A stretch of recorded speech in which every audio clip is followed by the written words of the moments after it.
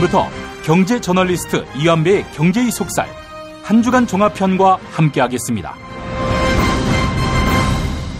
광고 듣고 월요일 방송부터 차례로 보내드리겠습니다. 야, 근데 홍어가 진짜 그렇게 몸에 좋아? 아니 끝내준다니까. 근데 비싸지? 열나 싸고 열나 맛있는 홍어가 있다니까. 어디? 알싸한 홍어.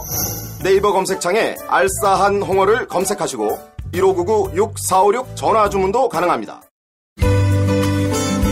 노력한 만큼 내어주는 자연, 그 자연의 마음을 알기에 정성농장 홍삼. 검색창에서 정성농장 홍삼을 검색해주세요. 010-9754-6972. 다이어트 해야 하는데 좀 간단한 방법 없을까? 다이어트 전용 그린 스무디로 하루 한두 끼만 맛있게 바꿔 드시면 끝! 1522-6648 또는 비타샵을 검색해주세요. 허리가 아파요. 아랫배가 나와요. 골반이 바로 서야 건강도 아름다움도 바로 섭니다. 바디로직을 입으세요. 토크밴드의 입체적인 탄력이 틀어진 골반을 바로잡습니다. 간편하고 확실한 골반 교정 타이즈 바디로직. 화요일 방송분입니다. 민중의 소리 이완배 기자와 함께하는 경제의 속살. 이완배 기자님. 네, 안녕하십니까. 예. 자, 오늘 어떤 얘기 해볼까요? 네, 오늘은 좀 특이하게도 왜 안철수 국민의당 후보가 그 문재인이라는 사람에 대해서 집착을 할까? 이런 얘기를 경제학적으로 좀 한번 해석을 해보겠습니다. 이런 마이너한 사람들 말고 왜 네. 김용민은 김어준에게 집착할까? 이게 어떨까요? 그걸로 바꿀까요? 예. 그렇게 바꿔도 될 것 같기는 한데. 그런데 그 김어준 총수나 그 김용민 PD님은 너무 훌륭한 분들이니까 좀 마이너한 사람들부터 먼저 해보고요. 이거 별 말씀도 하십니다. 예, 마이너한 안철수부터 해보도록 하겠습니다. 예. 제가 왜 이걸 이제 하려고 했냐면 최근에 그 안철수 대표 연설이 상당히 화제였었죠. 목소리가 엄청나게 바뀌었다고요. 예. 저는 사실 뉴스를 잘 안 봐서 그 이야기를 저희 브리핑 방송의 문안 토론에서 간접적으로 들었거든요. 그래서 목소리를 좀 바꾸신 모양이구나 이렇게 하고 신경을 안 썼는데 주말에 어떤 분이 이걸 링크를 걸어주셨어요. 저한테 유튜브 링크를. 그래서 호기심에 한번 들어가 봤더니 그 연설 장면이 호남 경선장 유세장 모습이던데요. 목소리가 상당히 걸어지고 중저음이 되고 좀 어색했지만 손동작도 강해지고요. 이러셨더라고요. 저는 그 모습 자체는 그렇게 인상적이진 않았어요. 조금 어색하긴 했는데 요 정도 느낌이었습니다. 근데 반면에 또 저분 또 왜 저래? 이런 부정적인 생각도 들지는 않았습니다. 그러니까 점수로 치면 한 50점? 그러니까 별로 좋지도 않고 싫지도 않은 그런 좀 무덤덤한 변화였어요, 저한테는요. 근데 제가 집중이 확 됐던 대목은 어느 대목이었냐면 그 유세 내용이었습니다. 제가 들은 그 짧은 클립이 이런 거였는데 중저음으로 문재인을 꺾을 도전자 누구입니까? 문재인을 꺾을 개혁가 누구입니까? 문재인을 이길 혁신가 누구입니까? 이런 연설이었거든요. 근데 저는 그게 확 관심이 가더라고요. 그러니까 안철수라는 대선 후보의 유세인데 안철수라는 이름보다도 문재인이라는 이름이 훨씬 더 많이 등장합니다. 그래서 이 연설문 도대체 뭐지? 이런 생각이 들었습니다. 근데 새삼 국민의당이 문모닝 했다는 이야기도 생각이 나고요. 직접 들으니까 되게 신기하더라고요. 오늘은 뭘 한번 해보려고 하냐면 제가 가끔 행동경제학이라는 학문 분야를 소개를 해드릴 때 자주 말씀을 드리는 댄 에리얼리라는 젊은 행동경제학자의 실험을 하나 더 소개를 해드릴까 합니다. 요거를 이제 우리 예를 들면 나이트클럽을 간다 이렇게 가정을 하면 간단하고요. 실제 댄 에리얼리의 실험은 파티에 가는 경우입니다. 그래서 이제 우리처럼 부킹을 비슷하게 해서 파트너를 구한다는 걸 전제로 이 실험을 하는 겁니다. 그래서 실험 참가자들인 여성 참가자들한테 오늘 파티에 가서 만날 사람들인데요. 두 사람 사진을 보고 누가 더 잘생겼고 누가 당신 파트너가 됐으면 좋겠는지 선택해 보세요 라고 물어본 겁니다. 근데 한 장은 예를 들면 박보검 사진이었고요. 한 장은 송중기 사진이었습니다. 자, 요때 이제 결과가 어떻게 나오느냐. 쉽지 않죠. 박보검과 송중기는 정말 빅매치입니다. 그래서 이제 실제로도 그 결과도 그랬고 이쪽에서 추정을 한 것도 마찬가지지만 50대 50 비슷하게 표가 나왔어요. 근데 이게 합리적이잖아요. 박보검하고 송중기 사진을 보여줬을 때는 투표가 50대 50으로 갈리는 건 매우 이성적으로 보입니다. 예. 첫 번째 실험을 마치고 댄 에리얼리가 사진을 하나 더 만듭니다. 이 사진은 어떤 사진이냐면 원본은 박보검 사진이에요. 그런데 이 사진, 박보검 사진을 뽀샵질을 합니다. 그래서 얼굴을 찌그러뜨려요. 옷도 바꿔 입게 하죠. 코도 비틀고 눈도 이렇게 축 처지게 하고요. 이 사진은 분명히 베이스는 박보검인데 매우 못생긴 박보검이 탄생을 한 겁니다. 예. 그 다음에 똑같이 아까 그 사람들에게 오늘 파티에 올 세 사람인데 요 세 사람 중에서는 누가 당신의 파트너가 됐으면 좋겠어요 하고 다시 보여줍니다. 그러니까 박보검, 송중기 그리고 못생긴 박보검 세 명이 후보가 된 거죠. 자, 이러면 투표 결과가 어떻게 나왔을까요?가 에리얼리의 실험입니다. 상식적으로는 아무것도 바뀌면 안 됩니다. 왜냐하면 어차피 못생긴 박보검이 선택받을 확률은 없잖아요. 그러면 이제 박보검과 송중기 중에서 선택을 해야 되겠죠. 예. 그렇다면 당연히 첫 번째 실험하고 결과가 달라질 이유가 없습니다. 어차피 못생긴 박보검은 선택 대상이 아니니까요. 그런데 투표를 해보면 결과가 확 달라집니다. 1차 투표 때에는 50대 50이었던 개표 결과가요. 2차 투표 때는 75대 25로 압도적인 박보검의 승리로 돌아갑니다. 갑자기 송중기를 좋아했던 사람이 박보검을 좋아하는 쪽으로 말을 갈아타는 거죠. 이거 이제 왜 이런 현상이 벌어지느냐. 댄 에리얼리는 미끼 효과라는 경제 이론으로 이 상황을 설명을 합니다. 미끼 효과라는 건 사람이 어떤 사물을 평가를 할 때요. 객관적으로 판단하지 않는다는 겁니다. 그리고 비교 대상이 있으면, 즉 미끼가 있으면 그 미끼를 보고 본질적 사물을 비교를 해요. 그래서 평가를 하는 경향이 강하다는 겁니다. 이런 그림들 아마 한 번씩 보셨을 거예요. 똑같은 크기의 동그라미가 두 개 있습니다. 그런데 한 동그라미는 작은 동그라미 밖에 그려져 있어요. 그리고 한 동그라미는 큰 동그라미 안에 그려져 있습니다. 그러면 이 동그라미 크기는 똑같지만 사실 보면 작은 동그라미 밖에 그려져 있는 동그라미가 더 크다고 느낌이 들어요. 예. 큰 동그라미 안에 있는 동그라미보다도요. 이게 이제 미끼 효과를 설명하는 그림이거든요. 사람은 동그라미 크기를 객관적으로 보지 못하고 던져진 미끼하고 비교를 해서 평가를 하려는 경향이 있다는 겁니다. 애초에 박보검과 송중기는 50대 50의 투표를 받은 미남이었는데요. 미끼를 하나 확 던지니까 갑자기 박보검 외모에 대한 호감도가 확 올라갑니다. 예. 어떤 미끼냐? 박보검을 닮았는데 못생긴 미끼죠. 그러면 사람들은 그 미끼를 보고 누구하고 비교를 하느냐? 박보검 닮은 추남하고 송중기를 비교하는 게 아니고 박보검 닮은 추남하고 자연스럽게 박보검하고 비교를 하게 됩니다. 그리고 비교를 했더니 박보검이 훨씬 잘생긴 거예요. 그래서 이 과정을 한번 거치면 사람들 머리에는 야, 박보검이 제일 잘생겼구나.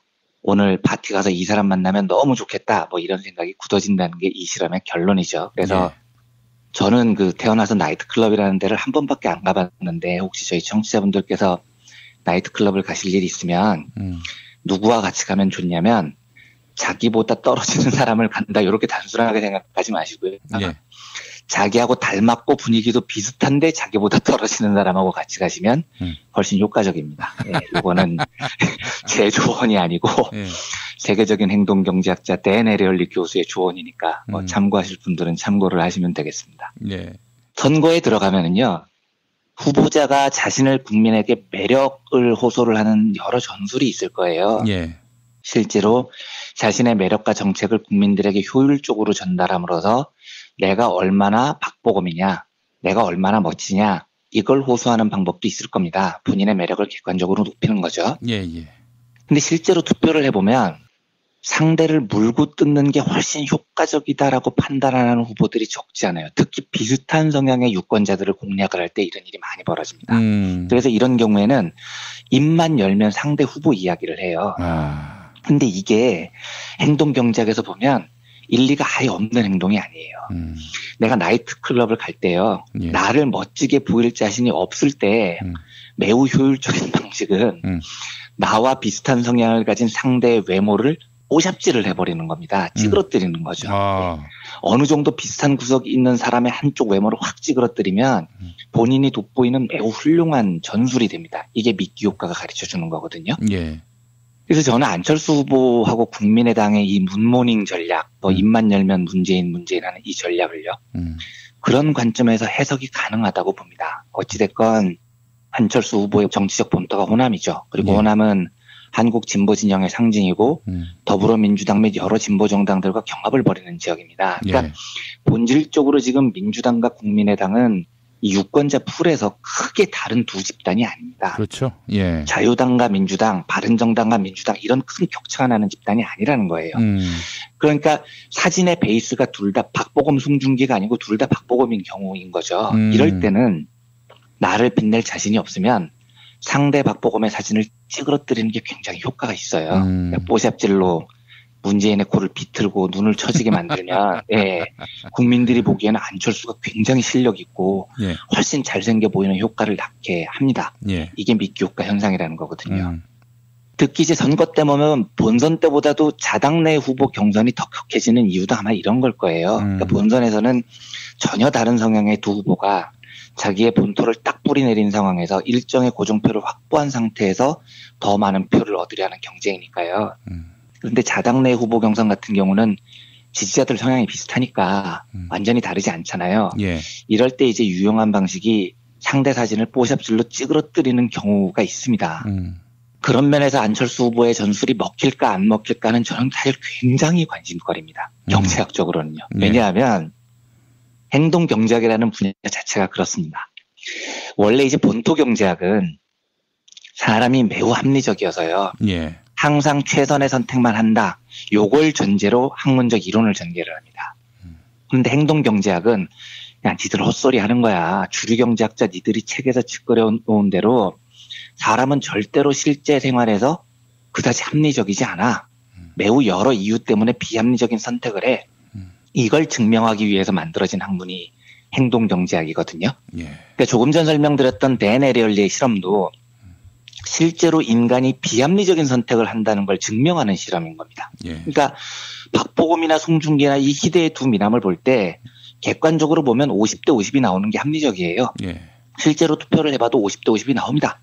그런데 이 합리성이라는 건, 교과서에서 말하는 이 합리성이라는 건 찌그러진 뽀샵질된 박보검 사진 한 장만 툭 던져도요, 바로 비합리적인 영역으로 들어와 버립니다. 예. 75대 25라는 도저히 논리로는 설명하기 힘든 비합리적인 결과를 낳는 거예요. 예. 근데 이걸 설명하기 위해서 행동경제학이 계속해서 발달을 해나가는 겁니다. 그러니까 만약에 안철수 후보의 저 문재인 찌그러뜨리기 전략이 먹힌다면은요, 예.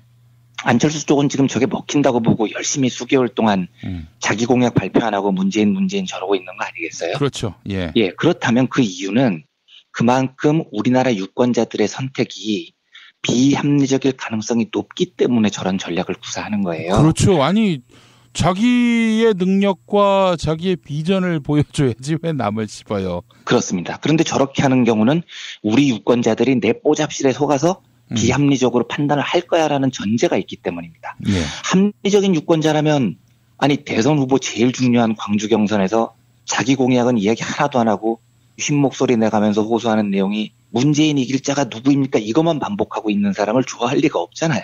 예. 나라를 어떻게 이끌지를 이야기해야죠. 기승전 문재인 이러고 있는 정치인한테 왜 관심을 갖겠어요? 그런데 에리얼리에 따르면 대중은 실제 생활에서 그렇게 합리적이지 않다는 겁니다. 찌그러진 문재인 포토샵 사진을 툭 하고 던져놓으면 의외로 많은 사람들이 안철수가 더 돋보인다 이렇게 생각을 할 가능성이 있다는 거죠. 예. 여기에 대해서 제가 작년 8월쯤에 소개를 해드린 적이 있었던 행동경제학의 대부쯤으로 불리는 위대한 경제학자 그 데니엘 카너만의 설명을 잠깐 하나 더 추가를 해보겠습니다. 이 카너만은 심리학자 출신으로 노벨 경제학상을 탄 행동경제학의 그 아버지 같은 사람이고요. 예. 앞에 미끼 효과 실험을 한 댄 에리얼리도 심리학자 출신인데 이 에리얼리의 재능을 높게 평가해서 자네 경제학 한번 해볼 생각 없나? 뭐 이래서 이제 에리얼리를 경제학자로 꼬신 그런 그 행동경제학의 그 원조 같은 사람이에요. 예. 근데 카너만의 주장은 이렇습니다. 왜 미끼 효과 같은 현상이 실제로 벌어지느냐? 객관적이고 합리적이지 않은 선택을 대중들이 하느냐? 이 이유는 사람의 뇌가 두 가지로 나눠져 있는데 하나는 깊이 생각하는 뇌, 그리고 다른 하나는 빨리 생각하는 뇌, 이렇게 두 개로 구분되어 있기 때문이라고 설명을 합니다. 예. 그러니까 예를 들면 제가 청취자분들께 2 더하기 2는 하고 물어보면 저희 청취자분들께서 다들 4라고 답을 하시겠죠. 예. 그런데 실제로 그 4라는 답을 내는 과정을 보면 아무도 실제로 둘하고 둘을 더해서 합쳤더니 4가 됐다. 이렇게 논리적으로 깊이 생각하는 사람이 없어요. 계산을 안 합니다. 예. 다들 그냥 직관적으로 대답을 하는 겁니다. 2 예. 더하기 2는 4, 경험, 암기, 무지하게 빨리 생각을 하는 거죠. 예. 그래서 요때 카너먼 교수는 이때 사용되는 뇌가 직관, 빨리 생각하기, 그렇지. fast thinking, 예, 시스템 1 이렇게 부릅니다. 반면에 제가 질문을 238 더하기 521 이렇게 물어보면 완전히 달라집니다. 이제 계산을 하는 거죠, 사람이. 1에 8을 더하고 뭐 2에 3을 더하고 몇이 올라가고 요때 사용되는 뇌는 2 더하기 2는 4를 대답할 때 뇌하고 전혀 다른 뇌예요. 천천히 생각을 합니다. 깊이 생각하는 뇌죠. 이걸 이제 카너먼은 시스템 2라고 부릅니다. 직관이 아니라 이성, 암기가 아니라 계산이라는 거죠. 예. 그런데 카너먼은 이 안타깝게도요. 인간이란 존재는 빨리 생각하는 뇌를 깊이 생각하는 뇌보다 훨씬 더 선호한다는 거예요. 되게 그냥 직관적으로 생각하고 만다는 겁니다. 이래서 그 박보검 송중기 사진을 본 상태에서 갑자기 찌그러진 박보검 사진이 등장하면 만약에 깊이 생각하는 뇌를 사용한다면 가만히 있어봐. 이거 아까랑 똑같은 사진에 좀 찌그러진 사진 나온 건데 그럼 뭐 내가 선택을 왜 바꿔? 나는 여전히 송중기. 이렇게 할 텐데 대부분 사람들은 그 깊이 생각하기 뇌를 사용하지 않고 찌그러진 박보검 사진을 보는 순간 야, 요 진짜 박보검이 더 잘생겨 보인다 하고 그 선택을 해버린다는 겁니다. 예. 이게 바로 인간 뇌 구조의 안타까움이라는 거죠. 예. 그래서 이제 카너먼은 올바른 선택을 하기 위해서는 예. 제발 사람들이 시스템 1에 몰두하지 말고요. 깊이 생각하기를 사용하는 훈련을 해야 된다고 조언을 해요. 그래야 더 현명한 선택을 할 수 있다고 말을 합니다. 예. 제가 왜 이 이야기를 길게 드리냐면 안철수 쪽이 지금 구사하는 문재인 찌그러뜨리기 전략이 궁극적으로 성공할 것이냐 실패할 것이냐는 거는 관건은 저는 유권자들이 얼마나 깊이 생각할 수 있느냐의 여부에 따라 달려 있을 거라고 봅니다. 그러니까 냉정하게 말하면 유권자 수준에 의해서 결정날 거예요. 그러니까 안철수 쪽이 자꾸 문재인 사진을 찌그러뜨리는 이유는 국민들한테 이렇게 호소하는 거죠. 깊이 생각하지 마. 우리가 제시하는 찌그러진 문재인 사진만 봐. 그러면 안철수가 훨씬 멋져 보일 거야. 시스템 2를 사용하지 말고 직관만 사용해. 그리고 착각해. 이런 전술인 겁니다. 그런데 다행이라면 다행이지만 선거판은 유권자들에게 꽤 많은 시간이 주어집니다. 그 박보검 송중기 사진을 선택할 때보다 시간이 많죠. 예. 깊이 생각할 시간이 충분히 있습니다. 아무리 뽀잡실된 박보검 사진을 봐도 안철수가 정말 잘생긴 사람일까? 내가 착시한 거 아니야? 하고 천천히 깊이 공약을 들여다보고 그 사람 걸어온 길을 돌아보고 시스템 2를 이용해서 판단을 할 시간이 있습니다. 그렇다면 결국 안철수 쪽의 저 전략은 유권자들이 정말로 천천히 생각하느냐 아니면 직관에 의해 판단하느냐에 따라서 결판이 날 겁니다. 예. 실제로 이번 대선 기간이 평소 대선 기간보다 짧죠. 그래서 깊이 생각할 시간이 예년보다는 짧습니다. 예. 만약에 안철수 저 전략이 먹힌다면 우리 유권자들이 생각보다도 이 짧은 대선 기간에 이미지를 찌그러뜨리는 전략에 많이 먹힌다는 것을 보여주는 슬픈 반증이 되겠죠. 예. 만약에 안철수 저 전술이 처참한 실패로 돌아간다면 특히 야권 지지자들 사이에서요. 예년보다 짧은 대선 기간임에도 불구하고 역시 우리 유권자들이 깊이 생각하기, 천천히 판단하기를 할 정도로 높은 수준에 올라와 있구나라는 긍정적 판단을 내린 그런 계기가 될 것 같습니다. 예. 아무튼 행동경제학을 되게 즐겨 들여다보는 저로서는 그 안철수 예비후보의 저 문재인 찌그러뜨리기의 성패 여부가 되게 큰 관심사여서요. 예. 어떤 결과를 낳을지 굉장히 궁금해져서 저희 청취자분들께 댄 에리얼리와 데니얼 카너만을 동시에 소개를 해드렸습니다. 예. 그래요. 네거티브 캠페인. 사실 2007년에 당시 여당 대통합민주신당 정동영 후보가 나왔던 여기서 신주따지처럼 여겼던 것이 BBK의 진실입니다. 예. BBK의 진실을 제대로 규명하면 이명박은 절대 대통령이 될 수 없다. 그게 진짜 사실이라면 대통령 후보가 주가 조작을 했다는 거 아닙니까? 사기꾼이죠. 네, 사기꾼이 대통령이 되는 건데요. 네. 이런 사람 대통령 시키면 안 되는 건데, 근데 말이죠. 진실은 규명되지 않았고 또 많은 부분 또 진실이 정치 검찰에 의해서 덮여졌고요. 그렇죠. 네. 그거 보면서 느낀 건데, 야, 이게 뭐 사실 정상적이지 않구나. 한마디로 네. 얘기해서 이건 네거티브 캠페인만으로는 기울어진 판을 엎을 수는 없겠구나. 그런 생각이 들어서 사실 지금 뭐 안철수 전 대표가 뭐 문재인 전 대표가 그렇다고 무슨 주가 조작을 했다든지 아주 심각한 범죄 혐의가 있다라고 네. 볼 만한 정황은 아직 없잖아요. 네, 그럼요. 네. 예. 그럼에도 불구하고 그냥 뭐 인신공격성 비방 모략으로 한 엎어보겠다. 글쎄요, 엎어질지 모르겠습니다. 엎어진다면 진짜 네. 뭐 한번 정말 지켜보고 싶습니다. 그러니까 실제로 이명박 박근혜가 당선되는 과정을 보면 예. 네거티브 캠페인과는 좀 다른 차원에서도 거의 이미지로 당선이 된 사람들이죠. 유권자들이 깊이 생각하기 시스템을 잘 가동을 안 한 거예요. 저는 뭐가 제일 기억이 나냐면 예. 이명박이 시장 경제를 살리겠다고 하니까 실제로 많은 재래시장 상인들이 그렇게 좋아하셨어요. 예, 예. 재래시장을 살린다는 얘기인 줄 알고 아니거든요. 예. 그러니까 우리가 이명박이 경제를 살릴 거라는 이미지에 넘어가서 사실 조금만 깊이 생각을 해보면 저 사기질이 절대로 안 먹힐 거라는 걸 알았어야 됐는데 예.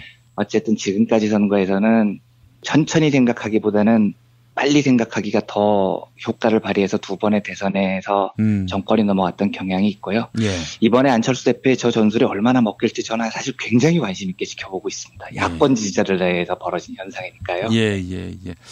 알겠습니다. 함께 이 현상의 결말이 어떻게 나올지 한번 네, 정말 궁금합니다. 주시해 보겠습니다. 네. 자, 이완배 기자님 오늘 말씀 잘 들었습니다. 네, 감사합니다. 정권 교체를 함께 염원하는 판촉물 쇼핑몰 네피알 기념품, 답례품, 기왕이면 네피알로 인터넷 검색창에 입력하시거나 032-519-4800으로 전화하세요. 카카오톡 아이디는 네피알. 현대인의 몸에 있는 독 어떻게 치유할까요? 아로니아라는 열매에 강력한 효과가 있습니다. 검색창에서 장봉근 아로니아를 찾으시고 1522-1194로 하시면 됩니다. 수요일 방송분입니다. 민중의 소리 이완배 기자와 함께하는 경제의 속살. 이완배 기자 연결하겠습니다. 이완배 기자님. 네, 안녕하십니까. 예. 우선 오늘 본론에 들어가기 전에 네. 김종인, 정운찬 그리고 홍석현 이 원로정, 네. 과두정을 꿈꾸는 이들 네. 어떻게 보셨습니까? 네, 뭐 정운찬 대표의 조선일보 발언을 보니까 3명 다 대통령을 하고 싶어 한다고 그러더라고요. 그래서 제가 지금 그걸 민중의 소리 기사로 쓰고 있는데 예, 제가 그 기사에다가 그렇게 썼어요. 뭐 정총리건 김 전 대표건 홍 전 회장이건 피선거권이 있는 대한민국 국민의 한 사람으로서 대통령이 되고자 하는 욕구는 비판받을 일이 아니다. 잘 될 것 같지 않아서 문제지. 모쪼록 세 분 다 화이팅 하시기 바란다. 제가 이렇게 적었는데요. 김종인 대표의 그 경제민주화에 대해서는 제가 한번 자세히 말씀을 드렸고요. 예. 내일이나 모레쯤 시간이 되면 저는 정운찬 선생에 대해서는 너무 안타까워요. 예. 도대체 저분이 왜 저렇게 망가지셨는지에 대해서 내일이나 모레쯤 한번 따로 시간을 내서 말씀을 드리도록 하겠습니다. 기대가 됩니다. 예, 네. 예. 정말 웃음만 나와서 이건 뭐 정운찬 선생님은 제가 사실 그 선생님이라고 부르는 이유가 어쨌든 제가 대학교 때 수업을 한번 들었기 때문에 제가 웃음이 나오면 안 되는데 저 왜 이렇게 웃음이 나오죠, 저도. 예. 큰일 났습니다. 우리 석현이 형님은 이렇게 초라하게 욕망을 드러냅니까? 그러니까요. 그러니까 너무 덜 세련됐죠. 네. 우리가 예상했던 방식보다 너무 낮은 수준에서 이렇게 쑥 들어오니까 좀 실망스럽습니다. 굉장히 강적일 수도 있다고 생각을 했는데 세 분 다 너무 강적인 것처럼 안 보이는 방식으로 들어오셔서 조금만 안타깝습니다. 예, 그렇습니다. 이 세 분의 어떤 그간의 사회적 위상, 소셜 포지션 이런 거 따져보면은 이렇게 뭐 단신급으로 취급할 그런 분들은 아닌데 여하간 참 이 타이밍을 잘 못 맞추시는 것 같습니다. 예. 알겠습니다. 자, 오늘 우리 이완배 기자님 어떤 이야기를 하실까? 어제 사실 그 안철수는 왜 문재인을 공격할까? 이게 굉장히 많은 반향을 일으켰거든요. 그런가요? 공감을 얻었고요. 예, 그래서 오늘 또 한번 좋은 히트수를 내기 위해서 또 한번 얘기해 주시면 어떨까 생각을 했는데 아니나 다를까 오늘도 비슷한 얘기 준비하셨군요. 아, 예, 그런 거를 의식해서는 아니었고요. 예. 제가 이제 어제 그 녹음을 할 때는 문재인 후보가 확정이 안 된 상태에서 녹음을 했고요. 예. 이제 오늘 녹음을 할 때는 문재인 후보가 민주당 대선 후보로 확정이 됐죠. 예. 그 상황에서 일단 개인적으로 그 안희정, 이재명 두 후보의 선전에 대해서 정말 진심으로 큰 박수를 보내고 싶습니다. 예, 그리고 문재인 후보가 집권이 유력하다고 보이는 제1야당의 대선 후보가 된 것도 축하드릴 일이고요. 네. 근데 제가 오랫동안 민주당 대선 후보 경선 국면에서 가급적이면 후보 개인 공약이나 경제 정책 이런 것들은 언급을 안 했는데요. 예, 이거는 제가 나중에 이유를 한번 설명을 드리겠습니다만 예. 오늘은 그런 이야기가 아니고 어찌됐건 제1야당의 후보가 선출이 됐으니까요. 예. 요즘 많이 이야기가 나오는 문재인 대 안철수 1대1 구도에 대해서 이 제 개인적 생각을 처음이자 마지막으로 정말로요. 처음이자 마지막으로 한번 말씀을 드리고 넘어가야 될 것 같아서 이제 이 주제를 골랐습니다. 예. 근데 제가 이걸 처음이자 마지막으로 이야기하겠다고 말씀을 드리는 이유가 있습니다. 사실 이 고민이 좀 됐어요. 그러니까 이걸 방송에서 이야기하는 자체가 전혀 적절치 않다는 생각이 있습니다. 예. 그게 이제 제가 오늘 말씀드리려는 주제이기도 한데요. 예. 결론적으로 말씀드리면 민주당도 마찬가지고 문재인 후보도 마찬가지고 정권 교체를 염원하는 지지자들도 마찬가지예요. 문재인 대 안철수 1대1 구도 이런 말 자체를 입 밖으로 꺼내고 예. 토론하고 어떤 효과가 있을지 연구하는 자체가 저는 전혀 바람직하지 않다고 보는 쪽입니다. 그래서 사실 제가 하는 행동도 모순이죠. 이 말을 꺼내는 자체가 바람직하지 않은데 굉장히 유력한 팟캐스트에서 제가 이 이야기를 언급하는 것부터가 바람직하지 않습니다. 그래서 이제 약속드리건데 예. 제가 처음이자 마지막으로 하는 이야기가 될 겁니다. 네, 말씀하시기에 앞서서 네. 굉장히 유력한 팟캐스트라고 하셨는데 네. 그거보다는 1위 팟캐스트라고 할까요? 아니. 네. 김어준보다 유력한 팟캐스트라고 네, 알겠습니다. 해주십시오. 예, 앞으로. 편집할까요? 김어준보다 압도적으로 유력한 팟캐스트에서 이런 이야기를 하는 건 바람직하지 않다고 봅니다. 예. 아, 듣기 좋습니다. 예. 제가 이 이야기를 드리는 이유는 한 달 반 전쯤인가요? 주말경제학 시간에 한번 소개해드린 기억이 있는데요. 예. 선거에서 프레임이라는 존재가 어떻게 작용하느냐에 대해서 역사적으로 가장 훌륭하게 분석한 것으로 평가되는 그 조지 레이코프의 코끼리를 생각하지 마 이 이야기를 다시 들려드리고 싶어서입니다. 예. 조지 레이코프는 말씀드렸듯이 유명한 언어학자고요. 심리학자입니다. 그리고 언어가 주는 영향력 그리고 그 언어를 사람들의 뇌가 어떻게 받아들이느냐 이런 걸 분석한 대학자고요. 굉장히 진보적인 학자입니다. 미국 진보 진영에서는 레이코프의 말을 굉장히 경청을 하죠. 근데 조지 레이코프의 프레임 이론에서 핵심은 사람들의 뇌가 그렇다는 거예요. 코끼리를 생각하지 마! 라고 자꾸 말을 하면 예. 사람들은 코끼리를 생각하지 않는 게 아니고요. 자꾸 코끼리를 더 생각하게 된다는 겁니다. 그래서 이건 코끼리라는 프레임에 갇혀 있게 된다는 거죠. 이 프레임에서 백날 싸워봐야 사람들한테는 코끼리라는 프레임을 더 강화시켜줄 뿐이다. 이게 이제 레이코프 이론의 핵심입니다. 이걸 잠깐 기억해 주시고요. 그러니까 코끼리 그 얘기를요. 그리고 이 사례를 들어주셨으면 좋겠습니다. 제가 첫 번째로 오늘 소개해드리려는 사례는 1936년 미국 대통령 선거에서 재선에 성공한 미국 대통령 역사상 최초로 4선 대통령, 가장 존경받는 루즈벨트 대통령의 재선 성공기입니다. 예. 1936년 대선 때요. 그 루즈벨트가 32년에 당선이 돼서 30년 대공황을 이겨냈고 뭐 완전히 경제공황을 극복했으니까 예. 36년 대선쯤이야 루즈벨트가 거저먹었을 거다 이렇게 생각을 하시는 분들이 많아요. 근데 절대 그렇지 않았습니다. 1936년 대선은 루즈벨트가 정말 인생에 겪었던 최악의 정치 시기였을 거예요. 요때가 어떤 때냐면 지금으로 보면 반문연대 이런 거의 확장판으로 보면 됩니다. 지금은 문재인 후보가 작년 말부터 대세로 인식이 돼서 이제 문 캠프에 여러 인사들이 합류를 하고 있죠. 그나마 이제 이래서 좀 나은데 이때 루즈벨트는 정말 혈혈단신이었습니다. 그러니까 굳이 비교를 하면 노무현 정부 후기 요 정도 됐을 겁니다. 언론, 사법부, 심지어 열린우리당 내부, 그러니까 거의 모든 인사들이 노무현 대통령으로부터 등을 돌렸고요. 그때는 대통령이 무슨 말을 해도 씹히는 때였죠. 그래서 대통령을 씹는 게 뭐 국민 스포츠였다 이런 말까지 나돌았으니까요. 예. 그런데 1936년 재선 도전을 앞두고 루즈벨트가 직면한 상황이 이거였습니다. 이 시기에 그 루스벨트가 대공황을 극복하기 위해서 뉴딜 정책이라는 걸 사용하거든요. 예. 그 정부가 시장에 개입을 해서 기업으로부터 세금을 많이 걷고 공공정책을 대거 실시해서 국민들의 소득을 먼저 보장해준다. 이게 뉴딜 정책의 핵심이었는데 당시 이런 루스벨트의 정책은 자유보수주의자들 입장에서는 완전히 빨갱이 정책이었던 겁니다. 그래서 1936년 선거 초반의 프레임이 뭐였냐면 루스벨트는 빨갱이다. 뉴딜 정책은 사회주의 정책이다. 이 프레임이었었습니다. 그런데 이때 연방대법원이요. 실제로 그 루스벨트가 펼친 뉴딜 정책을 대부분 위헌 판결을 내려버립니다. 법률 위반도 아니고 뉴딜이 아예 헌법을 위반했다는 거예요.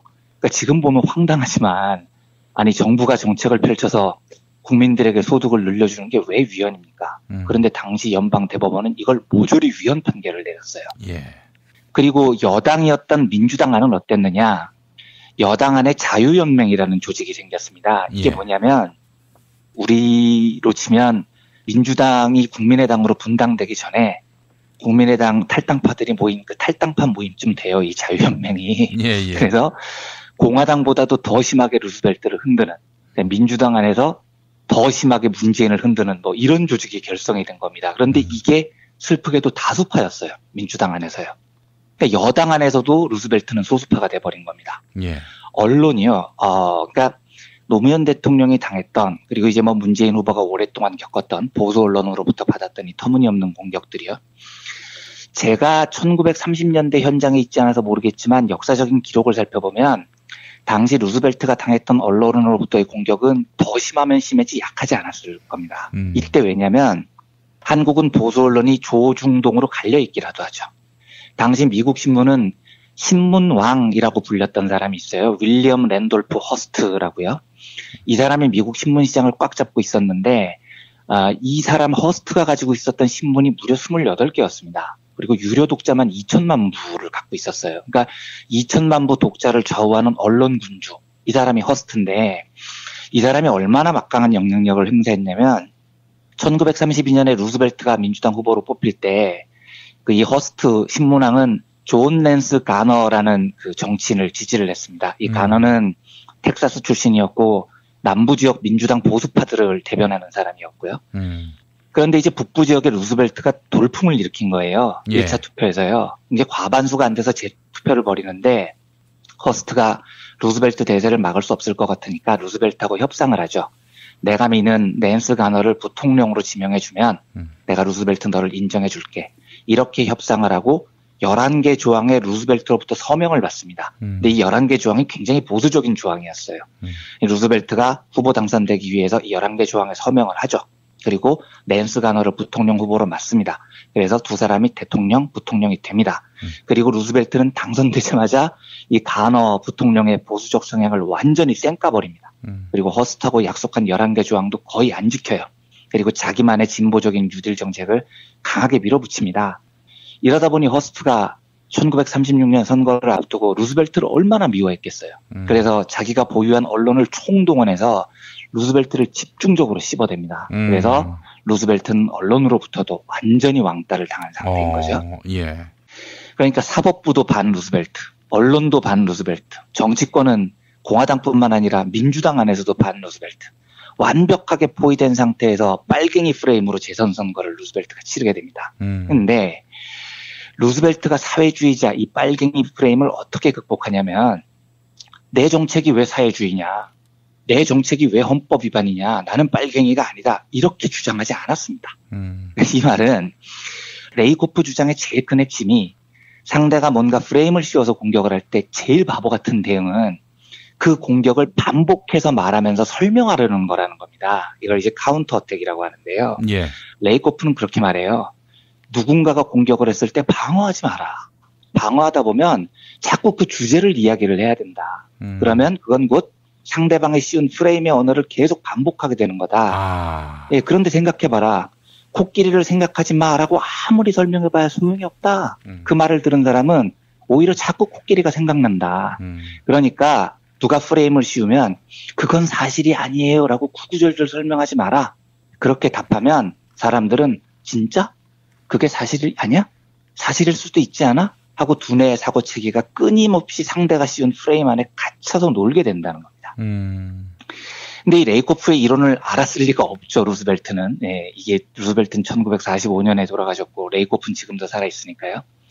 그런데 루스벨트는 사방팔방 적으로 둘러싸여서 맞았던 이 사회주의 프레임, 빨갱이 프레임에 대해서 일절 말려들질 않습니다. 그리고 어떻게 대응을 하냐면 사회주의 프레임으로 공격하는 보수층들에게 웃기고 있네. 니들은 그냥 그 프레임에서 놀아. 니들 나한테 다 죽었어. 이러면서 어깨 딱 펴고 엄청나게 공격적으로 자기의 언어로 자기 프레임을 만들어요. 선거판을 완전히 뒤집어 놓습니다. 그때 루스벨트 연설을 보면 이런 대목이 나옵니다. 우리 역사상 이렇게 단 한 명의 후보를 패배하게 만들기 위해서 이렇게 많은 정치 세력이 힘을 합친 적이 있었어요? 얘들은 완전히 나를 증오하기 위해서 똘똘 뭉쳤다고요. 영어로 이렇게 얘기를 해서 죄송한데 원문을 한번 읽어보겠습니다. And I welcome their hatred 이렇게 말합니다. 야 좋아.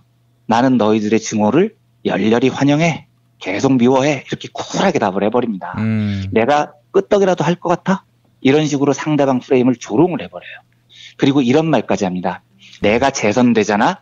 니들 다 죽었어. 니들은 괴물을 만난 줄 알아. 이런 말을 거침없이 내뱉어요. 그러니까 니들이 나를 잘못 봤다. 내가 그런다고 쫄 것 같니? 이런 시그널이죠.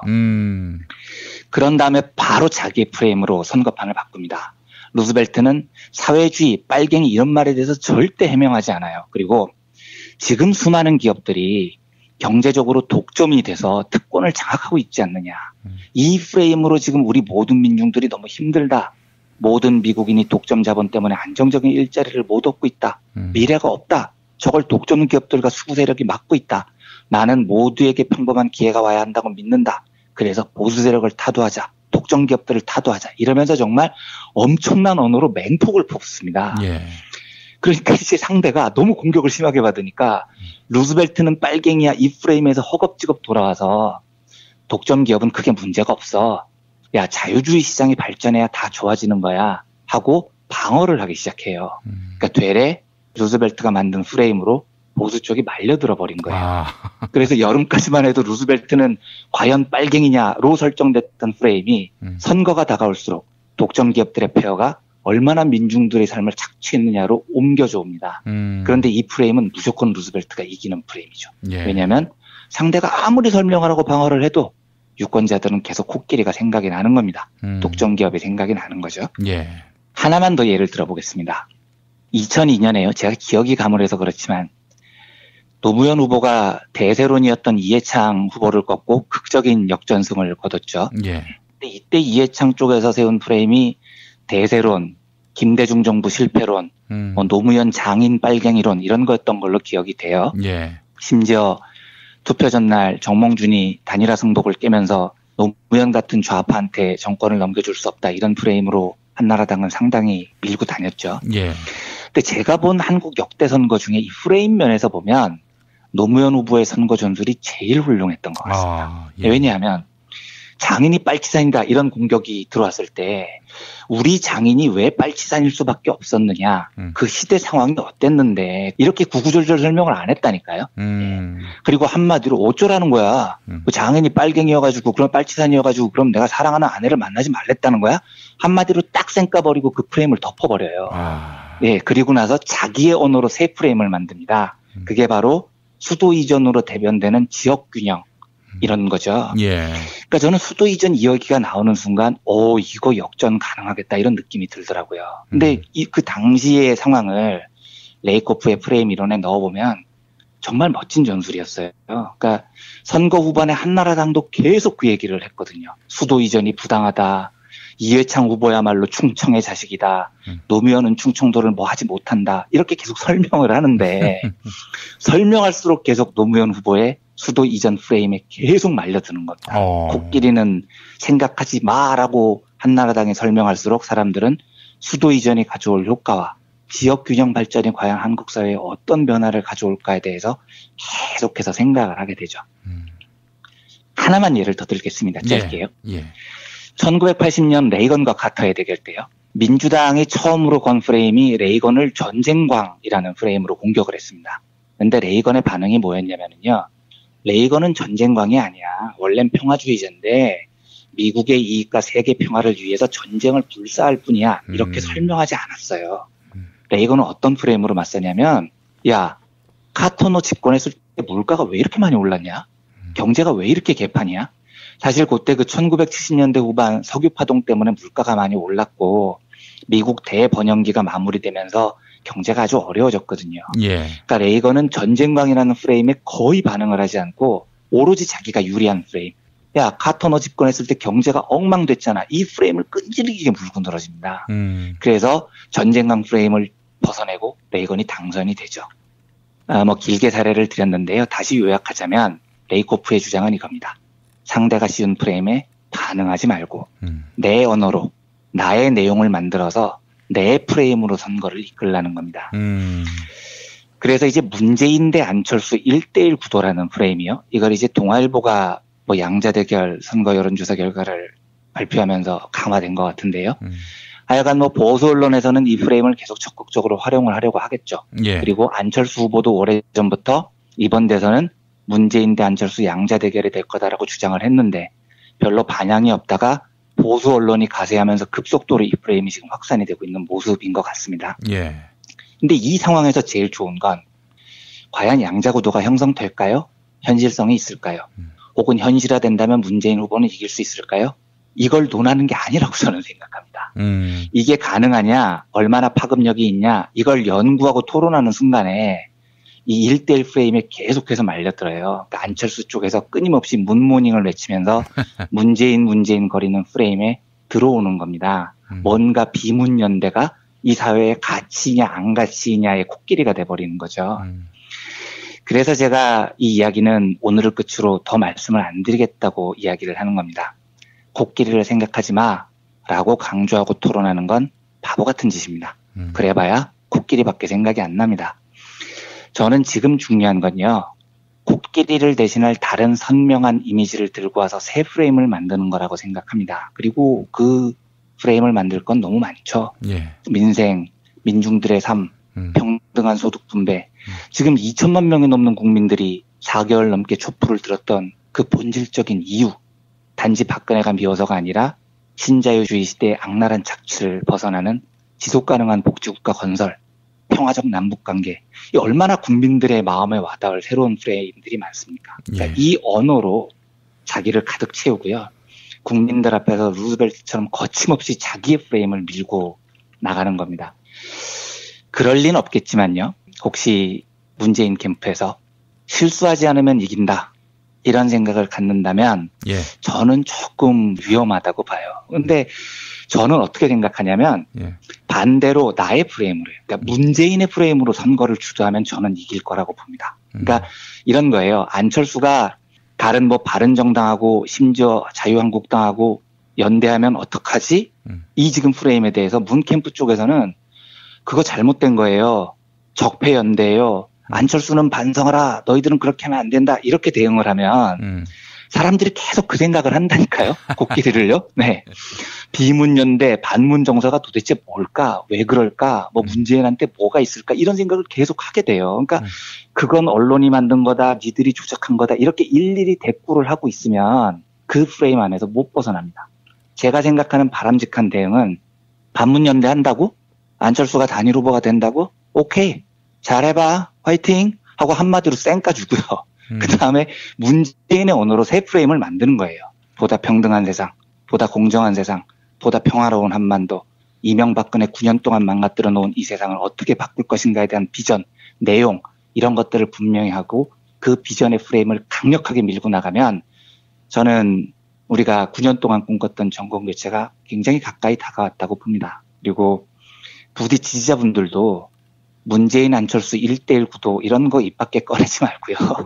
어떤 세상을 만드는 게 좋은가? 우리가 바라는 세상은 어떤 건가? 제1야당의 대선 후보는 어떤 정책을 가졌으면 좋겠는가에 대한 비전으로 프레임을 새로 채웠으면 좋겠습니다.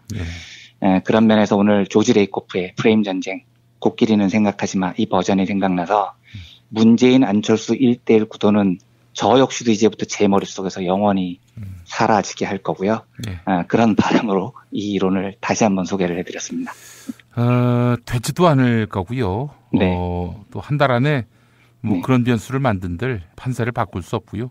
네. 결국 결론은 이미 다 나와 있다고 저는 생각을 합니다. 네. 그렇기 네. 때문에 이완배 기자님 말씀대로 어떤 세상을 만들 네. 것인가에 네. 대한 내용입니다. 우리 프레임입니다. 우리 프레임. 네. 우리의 관심이 거기에 집중됐으면 네. 좋겠다는 생각입니다.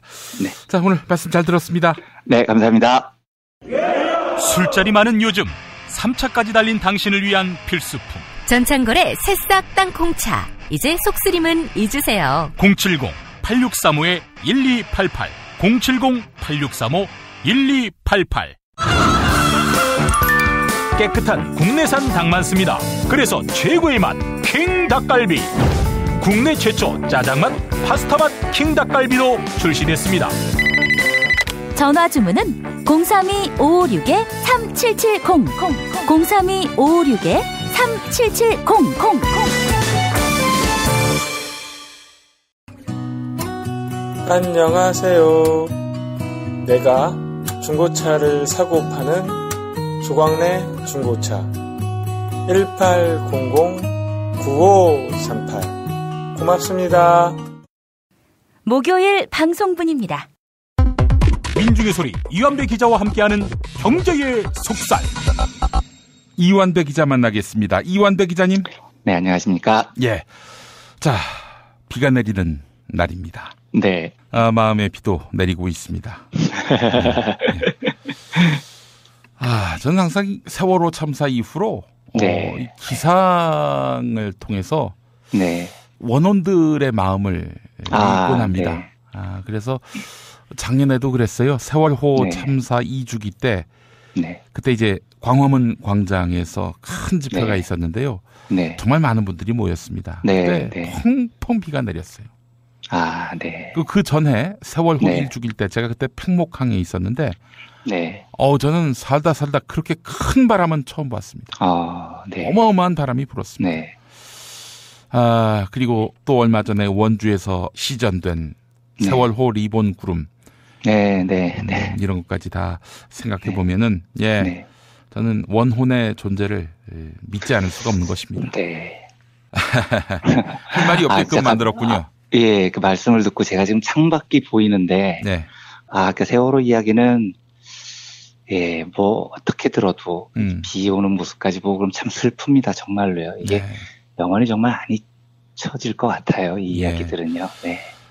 그렇습니다. 네. 이제 세월호 진상 규명, 또 무태 올라오니까, 올라오는 상황에서도 이게 조사를 할 마음이 있는지, 네. 그 진정성이 또 의심되고 있고요. 네, 정말 우리 기성세대의 그 큰 잘못이고 빨리 어떻게 해서든지 진상조사를 해야죠. 그것도 못하면 저희가 정말 어떻게 나중에 그 아이들을 먼 곳에서 얼굴을 들고 보겠습니까? 참 우리들이 너무 부끄러워해야 할 그런 일인 것 같습니다. 네. 이 세월호 진상규명을 위해서 우리가 뜻과 힘을 모아야 할 때입니다. 네. 자, 오늘 어떤 이야기 해볼까요? 예, 오늘은 오랫동안 사회 문제가 되어 왔고요.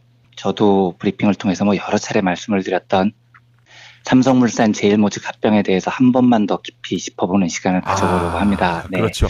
현재까지 삼성물산 제일모직 합병, 이거는 이재용의 그룹 지배권 강화를 위해서 획책된 것이고, 또 이를 위해서 박근혜한테 뇌물을 갖다 바쳤다라는 것이 특검과 검찰의 인식이고요. 그렇습니다. 지금까지 알려진 바고요. 또 그리고 국민들 입장에서는 국민연금이 심각한 손실을 입었으니까 이재용의 지배권 확보를 위해서 국민들이 골고루 손해를 입은 그것에 이제 분노를 지금까지 해왔습니다. 그런데 오늘은 조금 다른 각도에서 이 이야기를 한번 해보려고 합니다. 제가 이 주제를 브리핑 드리는 이유는 5일자 조선일보에요. 관련 기사가 나왔기 때문입니다. 그런데 제가 이 뉴스를 읽고 또 한 번 뚜껑이 열려서 그러니까 자꾸 이재용이 감옥에 있으니까 그 삼성과 이재용에 대한 그 잘못을 가리는 문제에 대해서 박근혜도 있고 세월호 문제도 있고 여러 문제들이 있으니 이재용에 대한 관심이 조금씩 사라지기도 해요. 그런데 저는 이 기사를 읽고 도대체 이재용 한 명을 위해서 얼마나 많은 노동자들이 희생한 거냐 하는 생각이 들어서 이가 지금 다글다글 갈립니다. 우선 조선일보 뉴스부터 살펴보겠습니다. 제목이 3년 동안 뭘 했기에 삼성물산 수주잔액 10조 원 증발 이렇게 돼 있습니다. 아시는 분들은 이제는 다 아시겠지만 혹시 모르시는 분들을 위해서 다시 한번 짧게 말씀을 드리면은요.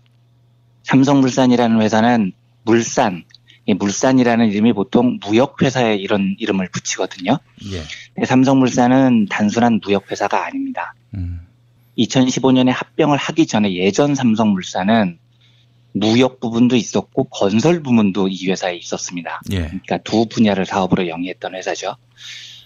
특이하게 그래서 레미안 아파트를 짓는 회사가 삼성건설이 아니고 삼성물산이에요. 삼성건설이라는 회사는 따로 존재를 하지 않습니다. 예.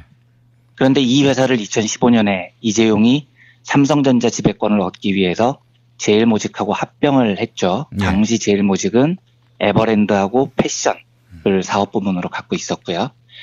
그러니까 세계 기업 역사의 희대의 코미디로 남을 놀이동산하고 건설회사를 합병하는 황당한 짓을 삼성이 한 겁니다. 그게 지금 현재 삼성물산이고요. 당연히 현재 삼성물산은 4개 사업 부문을 가지고 있습니다. 건설, 무역, 패션, 놀이동산. 네. 이제 전혀 시너지가 날 수 없는 4개를 합쳐놓고 삼성은 오랫동안 그렇게 주장을 했죠. 이건 이재용 개인을 위해서가 아니라 순수하게 사업 시너지를 위해서 합병을 한 거다. 예. 이런 멍멍이 소리를 지금까지 해왔습니다. 근데 만약에 삼성 주장대로요. 건설, 무역, 패션, 놀이동산을 합쳐서 시너지가 난다면 이 회사가 한 회사니까 당연히 시너지를 관리하는 대표 CEO가 있어야 됩니다. 사장이 한 명이 있어야 이 4개 부분을 통합해서 조율하고 어떻게 시너지가 날지를 총괄적으로 사고를 할 수가 있겠죠. 그런데 삼성물산은 그런 CEO가 없어요. 삼성물산은 대표이사 사장이 무려 3명입니다. 그리고 대표이사는 아니지만 사장이 또 한 명 있어요. 그러니까 사장이 4명인 황당한 회사입니다. 시너지가 난다고 뻥을 쳤는데 정작 이 회사 4개 분야를 총괄하는 컨트롤 타워는 없다는 거죠. 지금 이 회사 사장 구도가 어떻게 돼 있냐면요. 최치훈 사장이라고 대표이사입니다. 이 사람 이름은 조금 알아둘 만해요. 제가 오늘 자세히 말씀을 드리겠습니다만. 예. 이 사람이 건설부문 사장입니다. 김신 사장 역시 대표이사예요. 이 사람은 무역부문 사장입니다. 김보영 사장 역시 대표이사 사장이에요.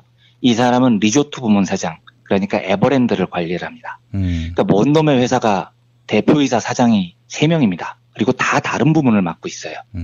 그리고 대표이사로는 등기가 안 돼 있지만 패션 부문 사장이 이서현입니다. 이재용 여동생이죠. 그러니까 예. 이서현은 대표이사가 아닐 뿐이지 이서현이 대표이사만큼 파워가 없겠습니까? 오는데 훨씬 막강한 파워를 갖고 있죠. 예. 그러니까 이 말은 삼성물산은 패션, 건설, 놀이동산, 무역 그냥 4개의 전혀 다른 회사를 억지로 붙여놨다는 얘기인 겁니다. 지들 말로는 4개를 합치면 뭐 시너지가 엄청나게 나서 글로벌 기업이 된다는 둥 뭐 어쩌고 있는데요. 그러려면 시너지를 조합하는 총괄하는 사장이 있어야 되는데 없습니다. 그런데 지들도 아는 거예요. 그러니까 에버랜드하고 건설회사하고 붙여서 시너지가 안 나겠다는 걸 아는 거죠. 그러니까 4개 분야를 다 따로 놔두고 다 다른 사장들이 지금 이끌고 있습니다. 근데 조선일보가 다룬 그 기사 분야는 이 4개 분야에서 건설 분야를 지금 다루고 있습니다. 기사 내용이 이래요. 원래 이제 이 삼성물산 건설 부분이 레미안이라는 아파트 브랜드를 바탕으로 해서 보통 이제 연말에 수주잔액 기준으로 하면 대우건설, 현대건설, 삼성물산 요 3개가 업계 1위를 다투는 톱 건설 회사들이거든요. 2013년까지 삼성건설은 여전히 톱3 중에 하나였습니다. 그런데 2013년 말에요. 제가 아까 이름을 기억하면 좋겠다고 말씀을 드린 최치훈 사장이 이 회사의 사장으로 취임을 해요. 이때부터 주택부문 중심으로 수주가 박살이 나기 시작을 합니다. 요게 중요합니다. 이건 이제 제가 천천히 계속 말씀을 드리겠어요. 조금만 더 뉴스를 따라가 보면요. 삼성물산이 2014년에 딱 재개발 현장 수주를 부산 온천 사구역 딱 한 건만 수주를 합니다. 1년에 딱 한 건이요. 2015년에는 신반포 3차 사업 딱 한 건 수주합니다. 2016년에는 아예 수주가 하나도 없어요. 그러니까 2013년 수주 잔액이 41조 원이었다고 하는데 이게 지금 3년 만에 10조 원이 줄어들어서 31조 원으로 줄어들었다는 겁니다. 6대 건설사 중에 수주 잔액이 10조 원이나 격감한 회사는 삼성물산이 유일하고요. 그럼 이제 원인을 분석을 해야죠. 갑자기 삼성물산 실적이 왜 이렇게 박살이 났느냐. 최치훈이 취임하자마자 수주 잔고가 뚝 떨어졌는데요. 이러면서 작년에 합병한 이후에 무려 1670명의 노동자가 해고가 됐습니다. 삼성물산 주장은 이거죠. 실적이 떨어졌으니까 구조조정을 해야 된다. 그래서 이 많은 노동자들을 해고를 했습니다.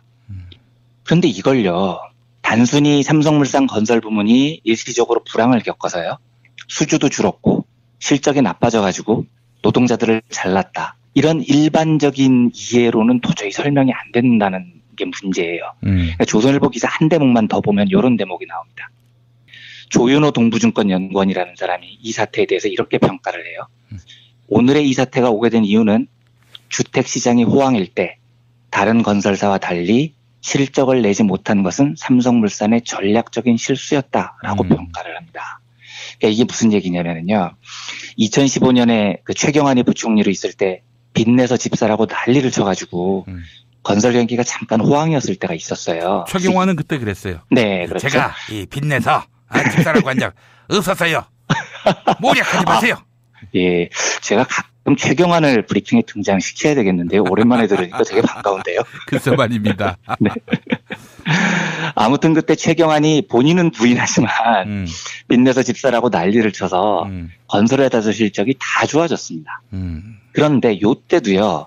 삼성물산만 유난히 2015년에 수주를 안 해요. 그래서 이해에 건설 부문 실적이 토목 매출이 전년에 비해서 32%, 주택 매출이 9%가량 줄어듭니다. 다 늘어났는데요. 그러니까 여기서부터 이제 의심이 드는 겁니다. 아니 삼성이 왜?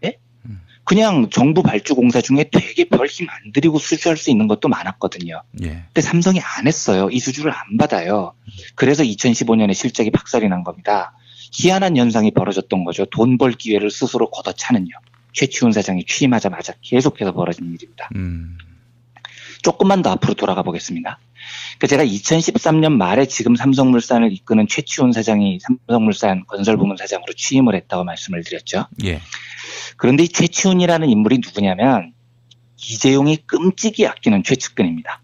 그리고 애초에 건설부문에는 경험이 전혀 없는 사람이에요. 원래 이 사람이 삼성 SDI에서 커서 삼성카드에서 사장을 지냈거든요. 그러니까 전자, 금융 이쪽을 돌아다녔던 사람입니다. 그런데 이재용이 이 사람을 갑자기 2013년에 건설부문으로 사장으로 발령을 했어요. 그리고 공교롭게도 삼성물산 실적이 박살이 나기 시작합니다. 그런데 이것도요. 최치훈이 건설을 잘 몰라서 비전문가를 사장으로 내세워서 건설부문 실적이 안 좋아졌다. 이렇게 보기도 어려워요. 왜냐하면 만약에 그래서 물산 건설 분야 실적이 안 좋아졌다면 최치훈을 교체를 했겠죠. 아니면 책임을 물렸겠죠. 근데 이재용은 그러지 않았습니다.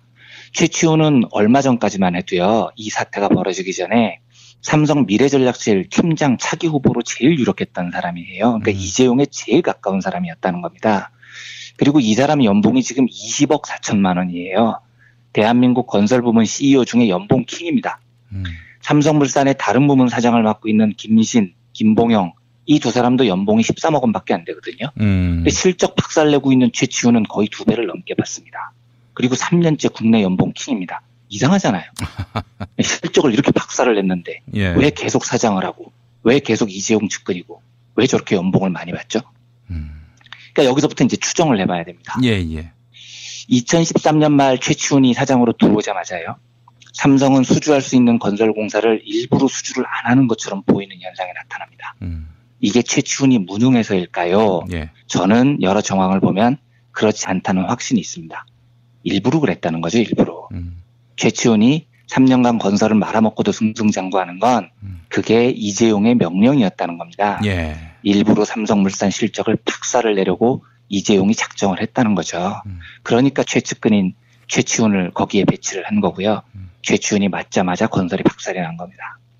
아마 제 생각에는 삼성물산 건설 부문 실적이 박살나는 걸 보고 이재용이 최치훈한테 잘하고 있어. 더 박살내. 저는 이랬을 가능성이 높다고 봐요. 그러면 이제 상식적으로 어느 오너가 자기가 거느린 계열사 실적이 박살나는 걸 좋아하겠습니까? 이것도 말이 안 되잖아요. 예. 그런데 그 이유가 바로 2015년 삼성물산 제일모직 합병 소식이 전해지면서 이제 이해가 되기 시작한 겁니다. 제가 과거에 자세히 설명을 드려서 오늘 상세한 설명은 생략하겠지만 제일모직하고 삼성물산이 합병을 할 때는요. 이재용은 제일모직 주가가 최고조일 때 그리고 삼성물산 주가가 최하일 때 이때 합병하는 게 이재용한테 제일 유리했어요. 그러니까 몇 년 전부터 2013년부터 최측근을 삼성물산에 박아서 일부러 수년째 삼성물산 주가를 억지로 떨어뜨렸다는 합리적인 추정이 가능한 거죠. 일부러 삼성물산 주가를 억지로 떨어뜨렸다는 겁니다. 수주할 수 있는 공사조차도 다 거부하면서요. 최치우는 이 양아치 짓을 오로지 이재용을 위해서 했고요. 그리고 수주잔고가 쭉쭉 빠지면서 1,600명이 넘는 노동자들을 해고를 해버린 겁니다. 관련된 사실 하나를 더 말씀드리겠습니다. 2016년 5월 30일에요. 서울고등법원이 이런 판결을 내립니다. 삼성물산 주주들이 낸 소송이었는데요. 삼성물산이 삼성물산 주가를 고의로 조작해서 일부러 주가를 낮췄다. 그러므로 삼성물산이 이 때문에 합병 과정에서 손실을 본 주주들에게 손해를 배상해야 한다. 이런 판결을 내렸습니다. 굉장히 충격적인 판결이었어요. 제가 판결문 일부를 고스란히 읽어드리겠습니다. 제일모직 주가가 높게 삼성물산 주가가 낮게 형성돼야 이건희 회장과 이재용 삼성전자 부회장 등 지배주주 일가에게 이익이 되는 상황에서 삼성물산이 건설 수주에 지나치게 소극적으로 나서는 등 주가를 의도적으로 낮췄다고 의심하는데 합리적 이유가 있다. 이게 판결문 내용입니다. 그러니까 대한민국 사법부조차도 삼성물산이 주가를 고의로 떨어뜨리는 이 주가 조작의 양아치 짓을 했다는 걸 인정을 한 겁니다. 감독 이재용, 주연 최치훈, 연봉 수십억씩 받아 처먹는 놈들이 이런 주가 조작을 한 거죠. 일부러 수주할 수 있는 수주를 안 하고 실적을 찌그러서 이재용한테 이익이 되도록 했다. 이것도 열받는데요. 그러니까 지들이 일부러 회사 실적을 찌그러뜨린 다음에 회사 실적이 안 좋다고 1,670명의 노동자를 해고를 해요. 이 노동자들은 무슨 잘못이 있어서 잘린 겁니까? 국민연금에 손실을 끼치고 뭐 어쩌고 이재용이 온갖 나쁜 짓을 다 했지만 이 1,670명의 노동자들은 내부적으로 자기 회사에 충성을 다했던 노동자들입니다. 그런데 이재용은 자기의 이익을 위해서는 그냥 서슴없이 자르는 겁니다. 이게 이재용의 본 모습인 거죠. 지난주 월요일에 제가 맘마이스에 나갔을 때 정영진 체육 두 사회자님께서 저보고 왜 그렇게 삼성을 싫어하냐고 질문하시던데 제가 어떻게 삼성을 안 싫어할 수가 있겠습니까? 이렇게 노동자의 삶을 파리 목숨처럼 여기는 이 파렴치한 기업인데요. 그러니까 이런 이야기를 잘 몰라요, 사람들이. 잘 모르고. 그러니까요. 기업이 확실한 오너의 지배력이 있어야 잘 돌아갈 수 있지 않겠느냐. 그러니까 이재용을 위하는 것이 곧 삼성 전체를 위한 것이다라는 인식이 굉장히 보편화되어 있기 때문에 그걸 너무 쉽게 받아들이죠. 우리가요. 그리고 그게 아니라는 사실을 얘기를 할 수 있는 통로가 우리나라에는 몇 개가 없습니다. 그러니까 이게 참 답답하고 황당한 일입니다. 그래서 삼성을 저는 미워하고요. 삼성에 저지른 나쁜 짓을 계속해서 말씀을 드리는 겁니다. 삼성물산 수주잔고가 박살이 났고요. 무려 1,670명의 노동자가 해고됐다는 소식을 들으면서 정말로 저는 화가 났습니다. 이재용 이 범죄자가 그 죄의 대가를 제대로 치르기를 바라는 열망이 새삼 샘솟아서요. 오늘은 이 소식을 다시 한번 전해드렸습니다. 1,600명이라고 하셨죠? 네. 1,600명은 그럼 지금 뭐 하고 계시나요? 그러니까요. 이 정리해고라는 게 사실 우리나라 요즘같이 경기가 안 좋을 때 건설 부문에 있던 이 사무직 노동자들이 대부분일 텐데 이분들이 해고되고 나면 아마 재취업 비율이 얼마나 될지도 모르겠습니다. 절반 이상이 안 될 거예요. 대부분 지금 명예퇴직금 조금 받으신 거 가지고 버티면서 또 치킨집 하실 생각을 하고 있으실지 재취업이 될지. 그러니까 사회적 생명이 끊겨버리는 거거든요. 이 짓을 이렇게 태연히 하니까요. 화가 나죠. 정말 화가 납니다. 멀쩡한 기업을 걸레로 만들어가지고. 그러니까요. 그래서 가치를 떨어뜨리려는 그런 설례가 또 있었죠. 외환은행. 그렇죠. 론스타한테 싸게 팔려고. 싸게 넘기기 위해서요. 황당한 일들입니다. 이게요. 이게 화이트 칼라 범죄 아닙니까? 화이트 칼라의 중범죄죠. 중범죄입니다. 그런데 이 중범죄들을 우리가 잘 다루지 못해요. 그러니까 그 미국 같은 경우는 이렇게 인위적으로 주가 조작을 하거나 해서 걸리면 굉장히 처벌이 심하거든요. 근데 우리나라는 지금 이 주가 조작에 대해서 서울고법의 판결을 말씀을 드렸지만 실질적으로 이재용이 책임을 져야 될 부분은 거의 없고 이게 대법원에서 확정 판결이 나더라도 주주들에게 한 700억 원 정도를 물어주면 끝이 납니다. 그러니까 직접적으로 이재용에게 형벌을 가할 수가 없어요. 지금 이재용이 살고 있는 형은 이 혐의가 아니고 박근혜한테 뇌물을 줬다는 혐의인 거죠. 그러니까 우리나라의 재벌들, 화이트 칼라의 중범죄들, 경제범죄에 대해서 조금 더 처벌 체계를 강화하고 시스템을 만들 필요가 정말로 절실히 있습니다. 알겠습니다. 네. 정말 답답합니다. 예. 네. 자, 이완배 기자님 오늘 말씀 잘 들었고 또 내일 뵙겠습니다. 네, 감사합니다. 살다 보면 꽃 주문할 일이 생깁니다. 1566-0263 네이버에서 검색된 사이트보다 최대 2만 원 싸게 해드립니다. 좋은 사람과 플라워 1566-0263 잊지 마세요. 한우 사고를 집어넣고 24시간 팔팔 끓인 곰탕 연지연 곰탕. 어린이부터 노인까지 누구나 좋아하는 건강식 연지연 곰탕. 택배로 신청하시려면 010-7252-1114. 금요일 방송분입니다. 민중의 소리 이완배 기자와 함께하는 경제의 속살. 이완배 기자 만나겠습니다. 이완배 기자님. 네, 안녕하십니까. 예. 자, 오늘 굉장히 흐릿한 날입니다. 네. 오늘 어떤 얘기 해볼까요? 예, 아무래도 우병우 이야기를 해야 될 것 같습니다. 그렇습니다. 네. 우병우가 검찰에 소환됐죠? 네. 워낙 큰 뉴스여서 저희 이제 브리핑에서도 다양하게 소개를 해 주실 것 같아서 제가 뭐 상세한 이야기는 생략하겠습니다만 단연 관심사는 겸손해진 우병우였던 것 같아요. 그러니까 눈을 깐 우병우. 예. 우병우도 눈을 깔 줄 아는구나, 뭐 이런 생각이 저는 들었고요. 저는 사실 애초부터 우병우가 기자한테 레이저를 쏘고 검찰 조사를 받으면서 팔짱을 끼고 청문회 때 싸가지를 완전히 밥 말아먹은 태도로 일관했던 그 모습을 보면서 아휴, 저 멍청이 저게 다 너한테 도구로 돌아온다. 저는 그런 생각이 들었습니다. 그러니까 김프로께서 그 우병우를 소년등과한 천재라고 말씀을 하시던데 저는 우병우가 사지선다에서 답을 찍는 머리는 좋아서 서울법대 가고 소년등과하고 출세길을 달렸는지는 모르겠지만 제가 보기엔 너무너무나 멍청한 인간이었었습니다. 제가 법리는 잘 모르겠지만요. 우병우가 저지른 죄가 물론 큰 죄죠. 그런데 우병우에 대한 국민 감정이 우병우가 저지른 죄에 비해서 클까요, 작을까요? 저는 훨씬 크다고 봐요. 그러니까 뭐냐면 우병우가 나쁜 짓을 저질렀지만 설마 박근혜나 이재용만큼 그 나쁜 짓의 스케일이 컸겠습니까? 박근혜나 이재용은 범죄의 몸통이죠. 그리고 우병우는 어찌됐건 속된 말로 따까리잖아요.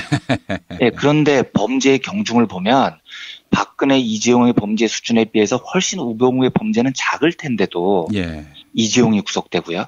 온 국민이 박근혜 구속을 외쳤죠. 그래서 박근혜가 구속됐더니 국민 감정이 이제는 우병우 하나 남았다. 이런 법 감정이 형성이 된 거예요. 그러니까 거의 박근혜, 이재용에 대해서 우병우가 동급으로 놀고 있는 겁니다. 저 웃고라지 새끼 반드시 감옥에 쳐넣어라. 지금 이게 국민의 법 감정이잖아요. 그러니까 이거는 우병우 스스로 자처한 측면이 큽니다. 저는 우병우가 거만한 표정으로 화면에 나올 때마다 아휴, 저 헛똑똑이 저렇게 국민 비호감으로 자리 잡아서 어떻게 감당을 하려나 이런 생각이 많이 들었습니다. 아니나 다를까 이제 방패막이가 없어지고 세상이 뒤집어지고 보니까 이제야 눈을 깔잖아요. 그리고 조용히 가슴 아프고 참담하다 뭐 이런 단어를 골라서 쓰는데 버스는 한참 전에 지나갔죠. 그리고 우병우가 구속된다면 저는 그 절반은 국민 감정으로부터 출발을 했고 그건 멍청한 우병우가 자처한 거라고 생각을 합니다. 그런데 말이죠. 김어준 총수 이야기로는 자기가 검찰 관계자로부터 들었다고 하는데 우병우가 나는 뭐 얼마든 거기서 살 생각이 있다. 몇 년형을 받든 하여튼 감옥에서 살 마음은 있는데 그런데 옵션이 있다. 나 혼자 들어가지 않고 다 끌고 들어가겠다.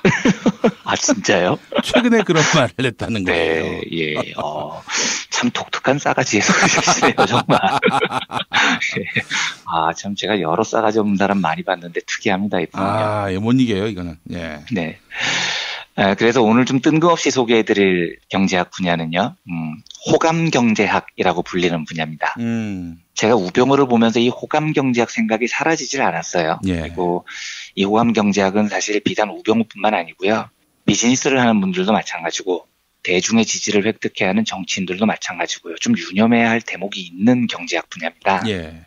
제가 여담을 하나 드리면요. 듣기 싫어하시는 얘기실 수도 있는데 김용민 PD님께서도 정치적으로 혹은 방송적으로 큰 위기를 한번 맞으신 적이 있잖아요. 예. 과거 뭐 막말 파문으로 총선에서 낙선도 한 번 하셨고요. 예. 방송에서 다 배제가 되셨고요. 예. 그런데 지금 김용민 PD님께서는 팟캐스트 또 국민TV를 통해서 굉장히 유력한 신뢰받는 언론인으로 제기를 하셨지 않습니까? 아, 그렇게 생각 안 하는 사람들 많습니다. 뭐 물론 있기도 있겠지만요. 네.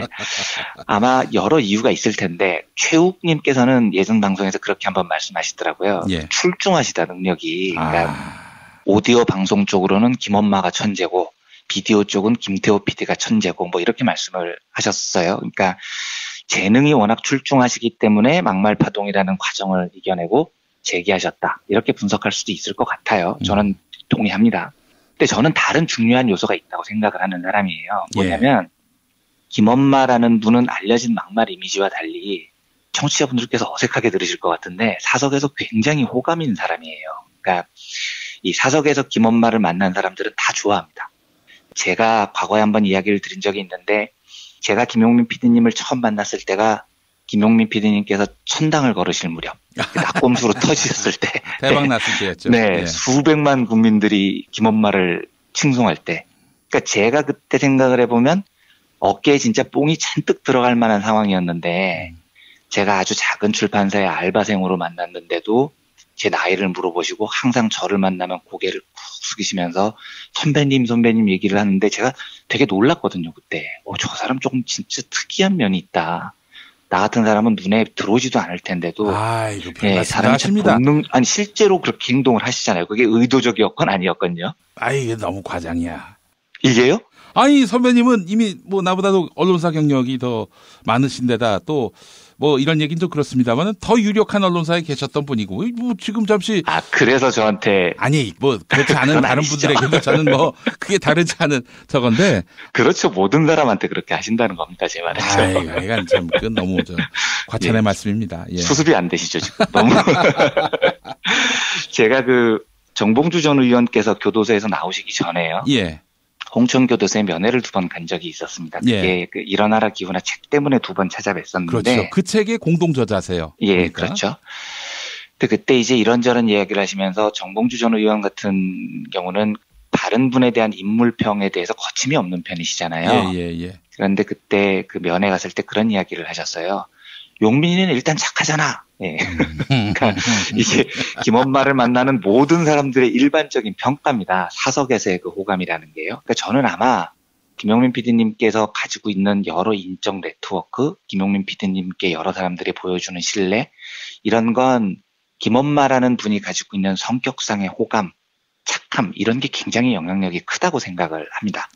이걸 제가 이제 왜 말씀을 드리냐면 호감 경제학을 설명을 드리기 위해서입니다. 네. 제가 호감 경제학 들어가기 전에 한 말씀 드리자면 그런 줄 알았는데 알고 보니까 아주 싸가지가 개싸가지다. 이렇게 저를 평가하시는 분도 적지 않다는 점.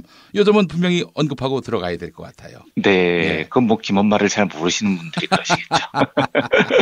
왜 이렇게 쑥스러워하세요? 이렇게 당황해 하시는 걸 처음 보니까 좀 당황스러운데요. 제가 정말 그러한 삶을 살았다면은 이런 얘기 들어도 그냥 넘어갈 텐데 이게 그렇지 않다고 생각하는 분도 적지 않기 때문에 이거 좀 말씀드리고 가야 돼요. 이거는. 알겠습니다. 뭐 이것도 저는 겸손이라고 생각을 하지만요. 아무튼요. 네. 이 호감 경제학이라는 분야는 영어로 쓰면 likenomics라고 부릅니다. 그러니까 좋아한다라는 단어인 like하고 경제학을 뜻하는 economics를 합성한 말이죠. 예. 이 말을 처음 만든 사람이 로이트 바르가바라는 조지타운 대학교 경영학과 교수입니다. 이 바르가바는 원래는 굉장히 유명한 마케팅 전문가였고요. 그래서 이 마케팅 차원에서 likenomics라는 개념을 발견을 해낸 겁니다. 그런데 이 책은 그 한국에 들어올 때는 라이크노믹스라는 원제가 그대로 사용이 된 게 아니고 호감이 전략을 이긴다라는 멋진 이름으로 번역이 돼 있습니다.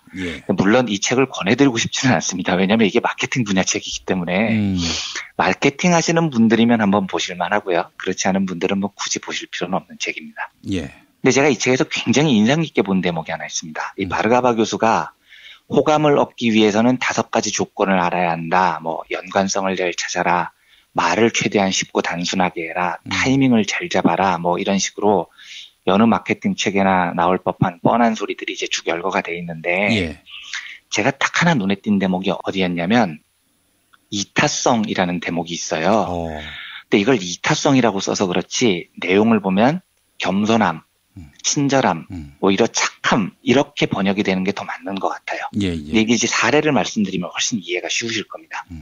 우리나라에는 자주 있는 일이 아니지만 서구 사회에서는 의료 소송이라는 게 굉장히 일반적이거든요. 예. 그래서 치료를 받았는데 몸이 잘못되면 바로 소송이 걸립니다. 그리고 건강상 문제 또 생명의 문제이기 때문에 이게 거액의 소송으로 발전하는 경우가 되게 많습니다. 우리 사회하고 너무 차이가 나네요. 그렇죠. 예, 우리는 그게 참 잘 안 돼 있는데요.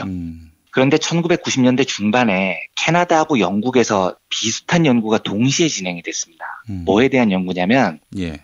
어떤 의사는 비슷한 의료 실수를 해도 소송을 덜 당해요. 근데 어떤 의사는 작은 실수만 해도 계속해서 소송을 당하는 겁니다. 그래서 왜 그럴까가 이 두 연구의 주제였어요. 근데 한 연구는 캐나다 토론토 대학교에서 진행됐는데요. 굉장히 특이한 결론을 얻어냅니다. 한 번도 소송을 안 당한 의사들의 공통점이 있다는 거예요. 뭐냐면 이 의사들은 소송을 당한 경험이 있는 의사들에 비해서 환자에게 평균 3분 정도 시간을 더 쓴다는 겁니다. 이 사람들의 공통점이 잘 웃어요. 더 적극적으로 환자의 말에 귀를 기울입니다. 그리고 이런 의사들이 가장 많이 쓰는 말이 환자님 우선 이렇게 해보고요. 다음에는 이렇게 해봅시다. 이런 식으로 환자의 관심을 보이는 말을 습관적으로 한다는 거예요. 예. 비슷한 연구지만 영국 런던 세인트 메리 정신병원에서도 실시한 연구 결과도 비슷합니다. 예. 이 연구는 환자들을 조사한 건데요. 환자들이 어떤 의사들한테 소송을 잘 거느냐. 네. 물론 뭐 의료 과실로 인해서 피해가 큰 경우에 소송을 거는 거지만 소송을 많이 거는 특별한 경우는 의사들이 싸가지가 없을 때입니다. 이럴 때 소송 욕구에 불이 붙는다는 거예요. 그래서 이걸 경제학으로 분석을 해보면 물론 의사가 환자에게 3분을 더 쓰면요. 이 3분도 돈이죠. 손실입니다. 그리고 처방전을 꼼꼼히 쓰고 환자한테 친절히 설명하는 것도 스트레스니까 이것도 의사에겐 다 비용이 될 거예요. 그런데 이걸 친절에 쓴 시간과 비용을 다 합산한 다음에 나중에 소송당할 확률하고 비용하고 비교를 해보면 친절한 게 훨씬 경제적으로 이익이라는 결론이 나옵니다. 친절해서 소송 덜 당하는 게 돈 버는 방법이라는 거죠. 예. 그래서 이 분야에 대해서만요. 의료계의 친절이 얼마나 경제적으로 효과가 큰지에 대해서만 전문적으로 연구를 하는 연구소가 미국에 있어요. 좀 희한한 연구소가 있는데 예. 이 연구소 이름이 벅스범 연구소라는 곳입니다. 그런데 이 연구소가 설립된 사연도 진짜 재밌습니다. 이 연구소가 2011년에 세워졌거든요. 예. 이 시카고 대학교 부설기관인데요. 어느 날 이 시카고 대학교에 80이 넘은 노인이 갑자기 큰 수술을 받게 됐다는 거예요. 그런데 이 노인을 치료한 의사가 그 마크 시글러라는 70 먹은 노인 박사였는데 예. 미국도 똑같은 모양이에요. 우리나라처럼 이제 대학병원 의사들이 좀 거만하고 그런 모양입니다. 왜냐하면 사실은 병원에서는 의사가 왕이잖아요. 환자 입장에서는 자기 목숨이 의사한테 걸렸는데 그렇죠. 의사가 거들먹거린다고 뭐 할 말이 있습니까? 당신 왜 안 친절하냐 이렇게 항의 못하는 거죠. 예. 그런데 이 시글러 박사가 80 먹은 노인 환자를 너무 친절하게 대한 겁니다. 그래서 그 노인 아내가 이렇게 이야기를 해요. 남편이 갑자기 큰 수술을 받게 됐는데 이 시글러 박사는 적절한 수술진을 찾기 위해서 진심으로 애를 쓰더라. 담당 의사로서 항상 수술실에도 함께 있어주더라. 그리고 그 의사는 환자 개개인에게 늘 눈을 맞추고 공감해주더라. 때로는 집에까지 전화를 걸어서 환자를 챙기는 이 의사의 모습이 너무 감동적이었다. 예. 이렇게 그 아내가 얘기를 합니다. 근데 이 일이 어떻게 끝나느냐. 그 노인 부부가 하필이면 미국에서 두 번째로 큰 쇼핑몰 체인을 소유했던 갑부 부부였던 겁니다. 환자가 매튜 벅스범, 아내가 캐럴린 벅스범, 갑부 부부였던 거죠. 그래서 이 80 먹은 갑부 부부가 이 의사의 친절에 너무 감동해서 무려 480억 원을 기부를 합니다. 그리고 이 기부한 금액으로 뭘 부탁하느냐. 시글러 박사 같은 친절한 의사가 얼마나 사회적으로 큰 이익이 되는지를 경제적으로 계속 연구를 해달라.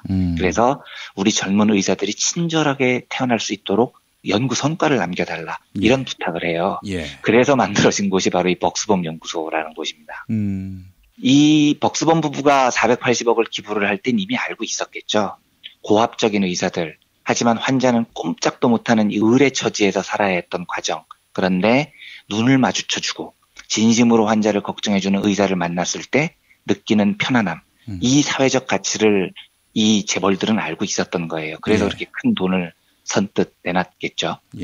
그래서 이 벅스범 연구소는 그 뒤로 쉴 수 없이 이 연구소에서 나오는 논문 결과를 보면 이타적일수록 더 경제적으로 이익이다. 뭐 이런 논문이 계속 쏟아져 나옵니다. 여기서는요.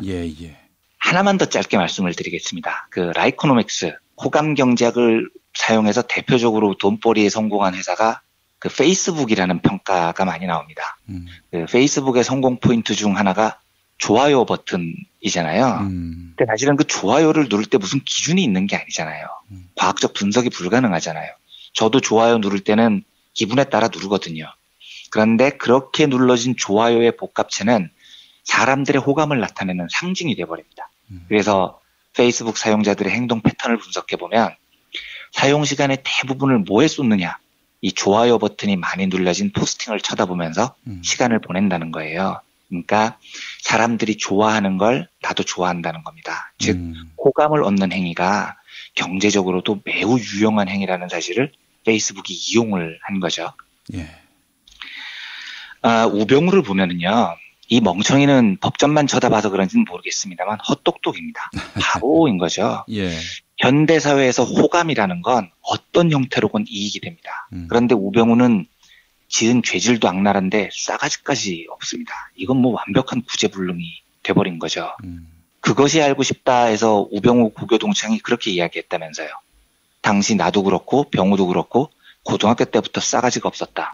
그런데 그게 잘못된 거라고 지적해주는 사람이 없었다. 그러니까 모태 싸가지 없는 인물이었던 겁니다. 이 사람은요. 그런데 이 기사를 보셨는지 모르겠는데 작년 11월 8일자예요. 세계일보가 단독 마크를 달고 이런 보도를 했습니다. 제목이 우병우 따옴표 지방경찰청장이 내 가방 들어줬다. 따옴표 닫고 권위주의 성향 표출 단독 이렇게 나온 기사가 있습니다. 내용이 뭐냐면 세계일보가 2011년에 검찰 내부에서 비공개 인터뷰를 해서 자료집을 만든 게 있는데 이걸 입수를 한 거예요. 핵심 검사 인터뷰 기반 계층별 인터뷰 분석 이런 자료인데요. 이때 그 핵심 검사 20여 명이 심층 진단 인터뷰를 한 내용이 여기 들어가 있습니다. 여기에는 이제 김수남 총장 인터뷰도 있고요. 당시 검사였던 우병우도 인터뷰가 실렸습니다. 근데 우병우가 검찰 내부 인터뷰에서 뭐라고 그러느냐. 나는 평검사 시절인 23살 때도 45살인 게장을 수족 부리듯이 부려먹었다. 지방경찰청장도 내 가방을 들어주고 그랬다. 이런 인터뷰를 해요. 지 입으로 한 거예요? 예, 지 입으로요. 자기가 이런 얘기를 한 거예요. 그러니까 이 말에서 얼마나 우병우의 싸가지 없음이 드러납니까? 근데 제가 하고 싶은 이야기는 뭐냐면 이게 왜 굳이 기사가 됐을까 하는 겁니다. 굳이 세계일보가 이걸 찾아서 단독 마크를 달고 우병우 권위주의 성향 표출 이런 기사를 왜 냈겠어요? 우병우가 평소에 눈 안 깔고 황제수환 받고 거만하게 짝이 없는 행동을 하니까 우병우의 저 싸가지 없음이 기사가 되는 거예요. 그래서 중앙일간지에 버젓이 싸가지 없음이 주제로 보도가 되죠. 그리고 지금은 국민 비호감으로 등극을 했습니다. 이거 다 자기가 자초한 겁니다. 만약에 우병우가 검찰 수사 단계에서 겸손하게 최대한 이렇게 좀 호감을 살려는 모습을 보였다면 세계일보가 저 기사 안 냈을 겁니다. 그리고 굳이 그렇게 지금 국민 비호감으로 등극하지도 않았겠죠. 6일 우병우가 검찰에 출두하면서 그제서야 눈을 딸던데요.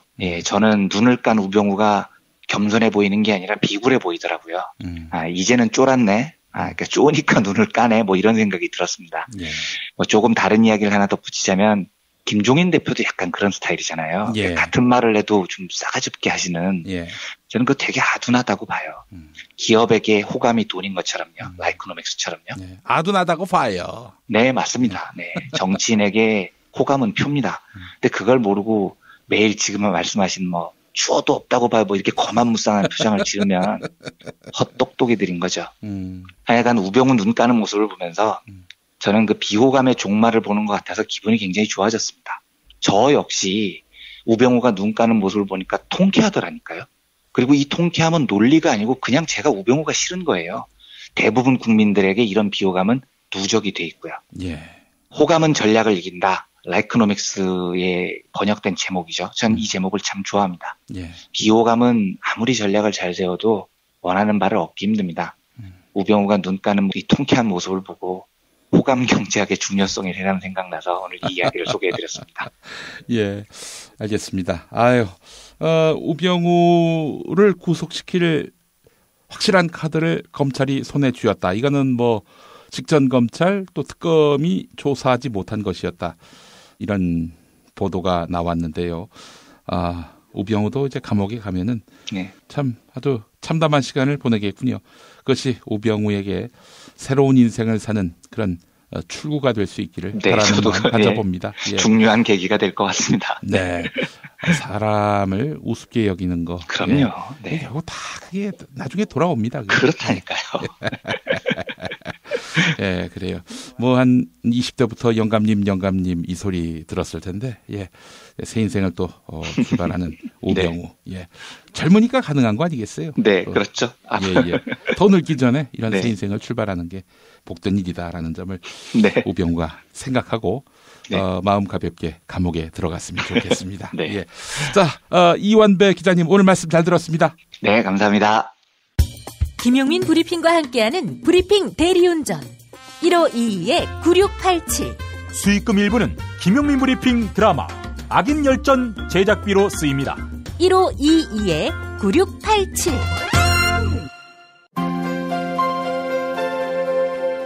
이준호동 희망센터 이사 권영국 변호사입니다. 이준호동 희망센터는 동남아시아 저개발 국가의 이주노동자들과 함께하고 있습니다. 시골 오지 마을에 학교를 만들고 마을 주민들이 공동체를 이루어 운영하도록 돕습니다. 포털 검색창이나 페이스북에서 이주노동 희망센터를 검색하시어 후원회원이 되어주세요. 노동 존중 생산과 소비를 통한 사회연대를 추구하는 문자당이 함께합니다. 토요일 방송분입니다. 민중의 소리 이완배 기자와 함께하는 경제의 속살. 이완배 기자 만나겠습니다. 이 기자님. 네, 안녕하십니까. 예. 오늘 우리 이완배 기자님하고 어떤 이야기 해볼까요? 예, 오늘은 주말을 맞이해서요. 예. 좀 편안하게 들으실 수 있는 주말 경제학 주제로 아프리카의 체게바라 이런 별명을 가지고 있는 토마스 상카라라는 인물을 소개를 해드릴까 합니다. 예. 근데 미리 말씀드리지만 상카라는 경제학자가 아니고요. 예. 혁명가, 정치인 이렇게 분류를 해야 맞습니다. 근데 제가 오늘 주말 경제학 시간에 굳이 상카라를 소개해드리는 이유는 상카라의 경제관이 매우 훌륭한 점도 있고요. 그것도 예. 말씀을 드릴 거고요. 사실 그 아프리카라는 대륙을 보면서 수백 년 동안 그 인류 역사가 코카소이드 인종이라고 하죠. 백인이라고 불리는 사람들이요. 네. 이 사람들의 시각에 의해서 얼마나 왜곡됐는지도 말씀을 좀 드리고 싶어서입니다. 사실 이제 우리가 여러 번 말씀드렸지만 신자유주의 종말기를 맞아서 트럼프로 대변되는 이 백인종들의 바로의 시대가 열릴 가능성이 굉장히 높은데요. 예. 이제 그 속에서 한 나라의 자주권이라는 것을 수호하는 게 얼마나 어렵고 또 중요한 일인지를 생각해봤으면 하는 소망이 사실 있습니다.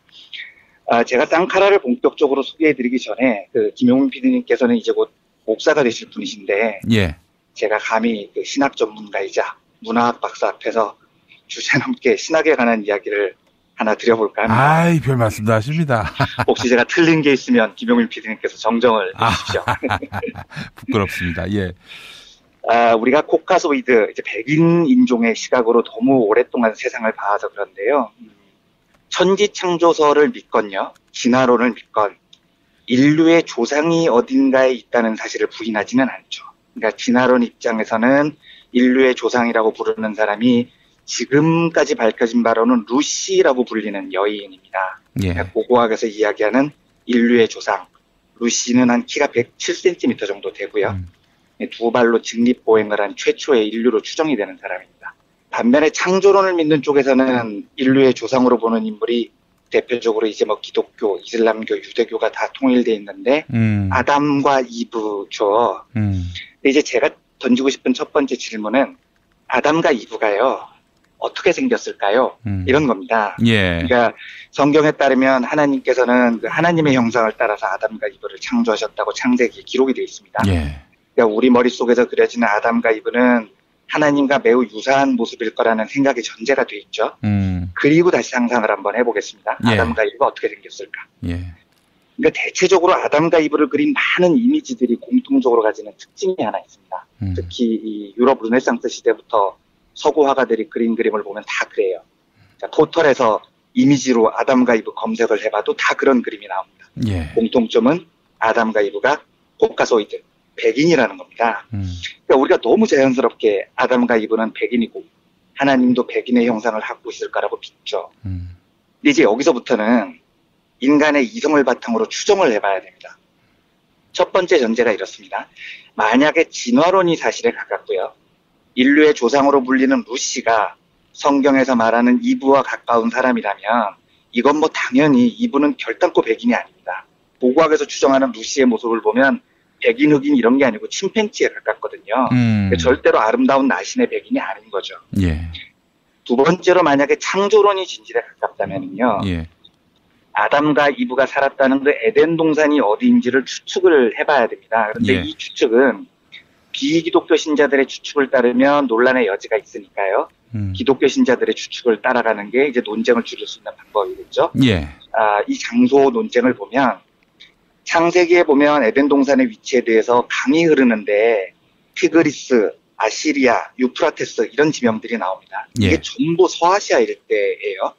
그리고 대략적으로 성서학자들이 추정하는 에덴의 위치 후보도 쿠웨이트, 이라크 남부 이쪽이 제일 가깝습니다. 예. 중동 지역이죠. 예. 중세까지만 해도 이런 설도 있었습니다. 그러니까 기독교가 지배했던 유럽에서는 이게 뭐 사연이 길어서 이건 자세히 말씀은 안 드리겠는데 사제왕 요한이라는 전설이 있었어요. 그래서 유럽인들이 이 전설을 믿고 아프리카의 에티오피아를 에덴 동산이라고 믿었던 시기가 있었습니다. 그래서 포르투갈의 엔리크 왕자, 항해왕이라고 불렸던 사람이죠. 이 엔리크가 함선을 이끌고 아프리카를 쳐들어갑니다. 그래서 아프리카 식민지와의 서막을 이 포르투갈의 엔리크 왕자가 열어요. 그 명분은 에덴 동산의 수복이었습니다. 예. 제가 무슨 말씀을 드리고 싶냐면요. 창조론을 지지하는 기독교 입장을 수용해도요. 에덴 동산은 서아시아 아니면 아프리카일 가능성이 매우 높다는 겁니다. 예. 그렇다면 아담과 이브가 지금 우리가 이미지로 상상하는 코카소이드, 백인일까요? 아닐 가능성이 무지하게 높다는 겁니다. 하나님의 형상도 백인이 아닐 가능성이 높죠. 제가 보기에 이 하나님과 아담과 이브를 백인으로 보는 건 너무 확률이 낮은 헛소리입니다. 그러니까 짐작컨대 성서에 따라도 아담과 이브는 흑인이거나 서아시아 인종일 가능성이 높은 겁니다.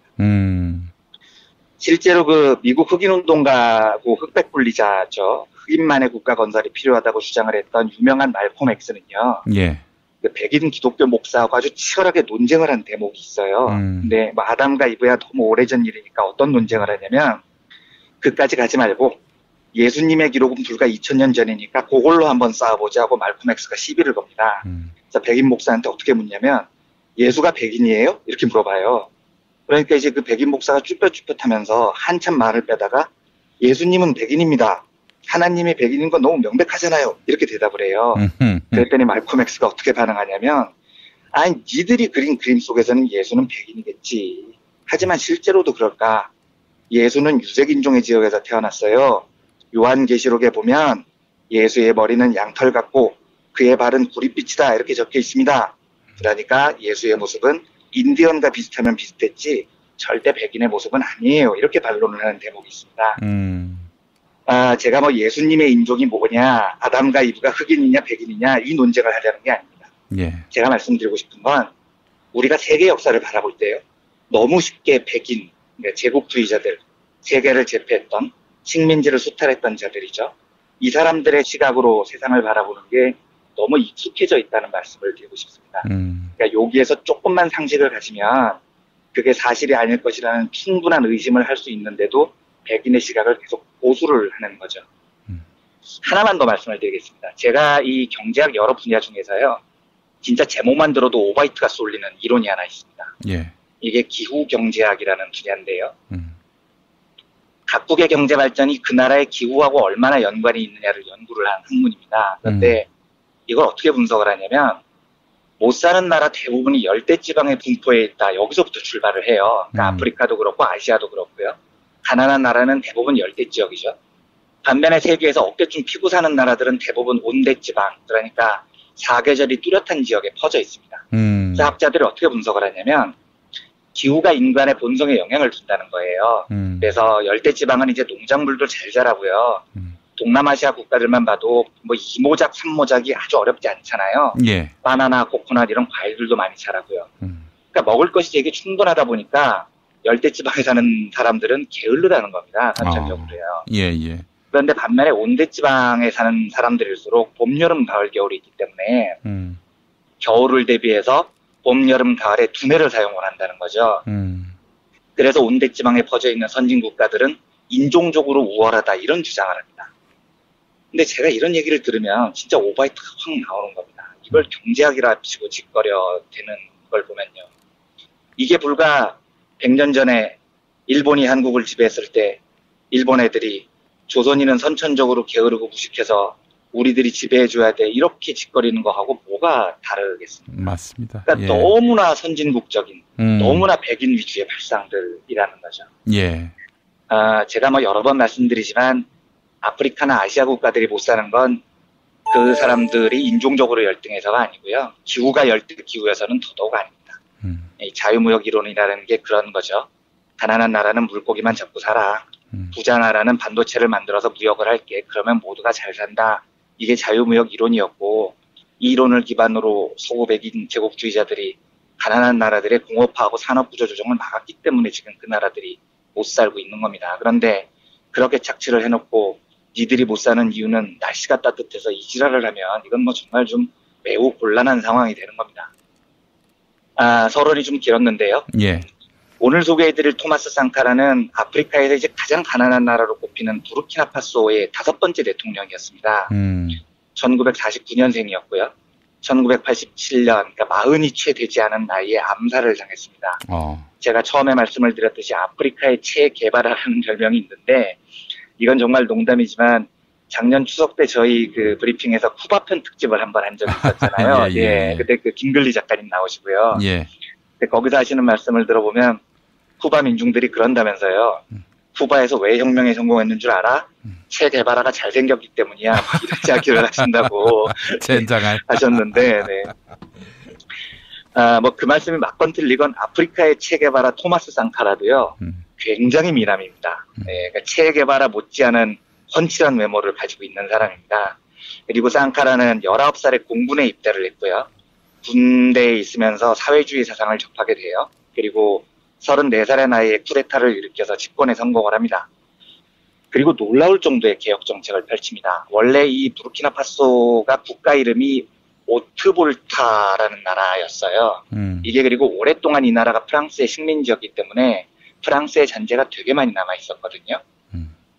상카라는 집권하자마자 제일 먼저 한 게 프랑스 식민지 잔재를 없애버리는 일이었습니다. 예. 그래서 오트볼타라는 국명도 버리고요. 이 부르키나파소가 정직한 사람들의 나라라는 멋진 이름입니다. 이렇게 나라 이름을 바꿉니다. 그리고 상카라가 펼친 수많은 정책들은 정말 지금 봐도 대단합니다. 예. 법적으로 일단 일부 다처제를 금하고요. 아프리카에는 할례 의식을 여성들에게도 실시를 해요. 제가 방송으로 말씀드리기 힘든 끔찍한 의식인데 예. 할례 의식을 금지시킵니다. 뭐 성기에다가 몹쓸 짓 하는 거겠죠. 뭐 그렇죠. 한마디로. 그렇습니다. 예. 네. 근데 그걸 금지시키고요. 여성의 날을 국경일로 지정합니다. 이 시기예요. 대단한 거죠. 그리고 피임을 장려하고요. 예방접종 대거 확대하고요. 에이즈 실체를 아프리카에서 최초로 정부 차원에서 인정한 사람이 바로 이 상카라 정부입니다. 그리고 부르키나파소가 자연환경이 황폐화되는 걸 막기 위해서 녹화 사업을 추진하기도 했고요. 그러니까 그 가난한 나라에서 환경, 인권, 남녀평등 이 모든 면에서 지금 선진국들도 못하는 정책들을 말도 안 되게 선진적인 정책들을 추진을 해내요. 근데 제가 오늘 말씀드리려는 건 그 중에서도 제가 생각하기에 가장 빛났던 상카라의 자주관리 제도라는 걸 소개를 해드리고 싶은 겁니다. 이게 뭐냐면 종래 그 사회주의자들이나 그 자본주의 경제학 내에서도 진보적인 경제학자들은 강력한 정부라는 걸 너무 당연하게 생각을 했습니다.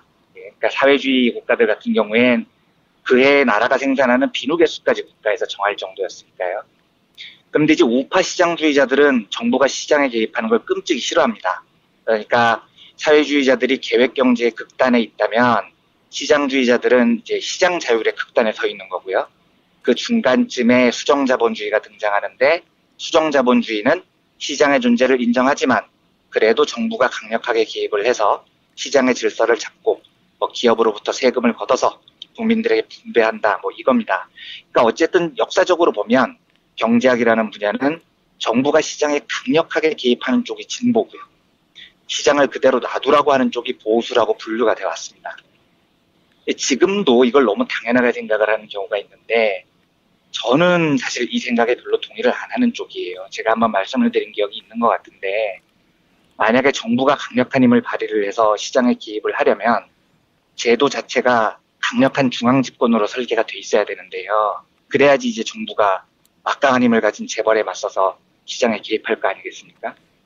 근데 제도를 이렇게 설계를 해놨는데 선거라는 건 항상 이변이 존재하거든요. 그러니까 대통령 힘을 엄청나게 세게 만들어놨는데 하필이면 대통령이 이명박이다 이러면 이제 망하는 겁니다. 하필이면 대통령이 박근혜다 이러면 진짜 폭망하는 거죠. 근데 우리가 지금 그걸 9년을 겪어본 겁니다. 강력한 대통령 권한인데 대통령을 개판으로 뽑으면 얼마나 국가가 망가지는지를요. 이게 굉장히 큰 딜레마인 거예요. 시장을 제어하기 위해서는 강력한 힘의 정부가 필요한데 민주주의를 하는 한 그 강력한 힘이 또라이한테 넘어갈 확률이 있는 겁니다. 이걸 어떻게 해결하느냐가 과제라는 거죠.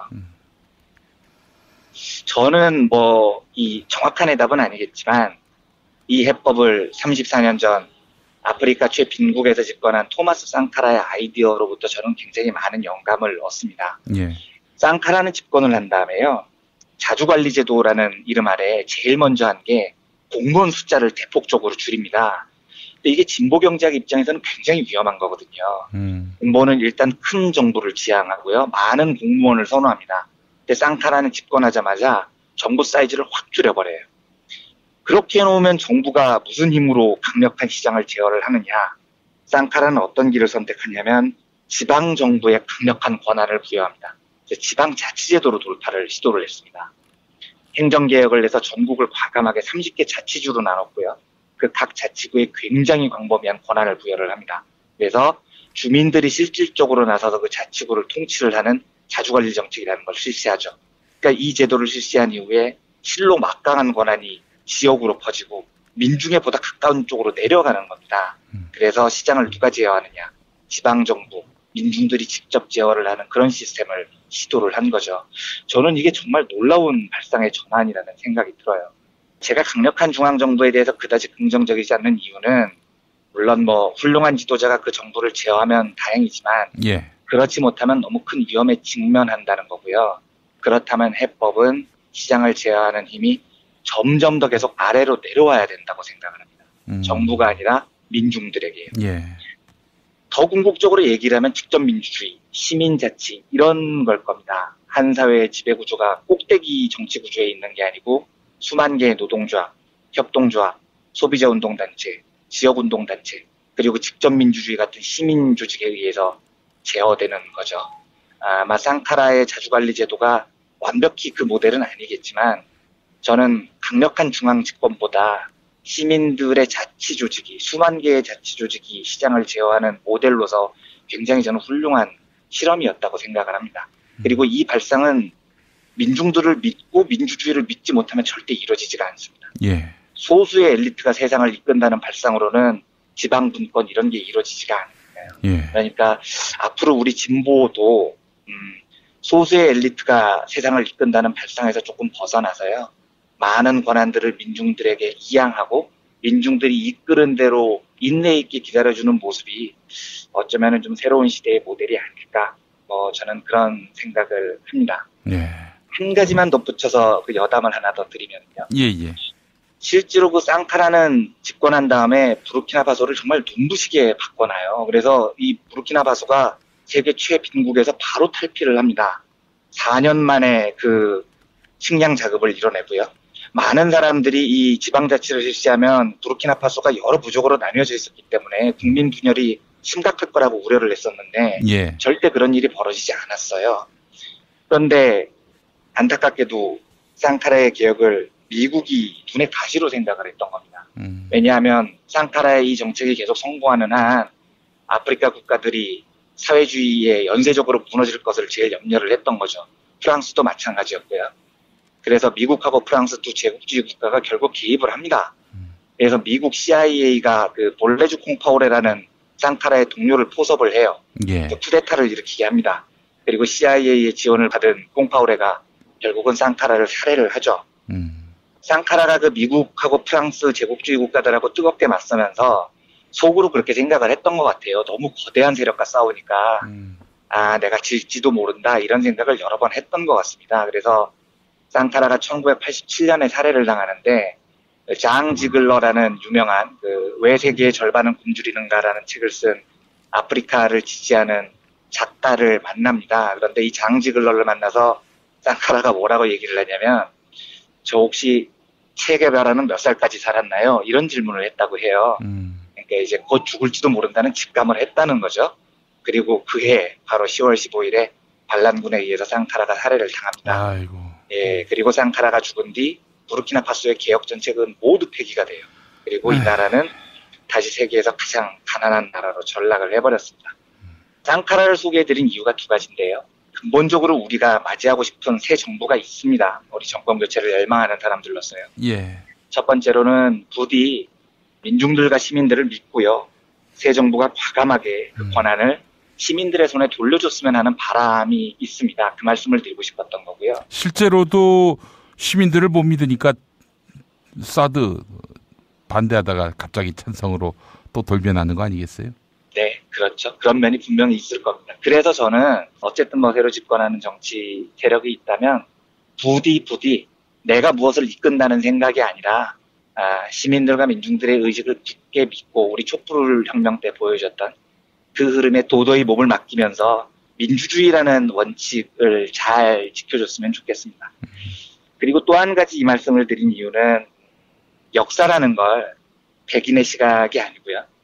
모든 민족들이 평등하다는 자주적인 시각에 입각해서 해석을 하는 습관이 우리에게 좀 있었으면 좋겠다는 생각이 들어서였어요. 그래서 새 정부 역시 트럼프 또 브렉시트 시대에 예상되는 강대국들의 예상되는 막강한 횡포들에 대해서 저는 자주 얘기하지만 사자처럼 용맹한 자주정부가 되기를 원하거든요. 백인들의 시각이 아니라 우리 민족의 이익에 제일 부합하는 그런 자주정부의 의식이 좀 있었으면 좋겠다는 이 두 가지 생각이 들어서 주말 경제학 시간을 맞아서 아프리카의 샛별 같은 혁명가 토마스 상카라를 소개해드리는 시간을 가져봤습니다. 예. 자, 이 나라 부르키나파소. 네. 부르키나파소의 나라 이름을 우리말로 풀이하니까 네. 정직한 사람들의 나라. 네, 정직한 사람들의 땅.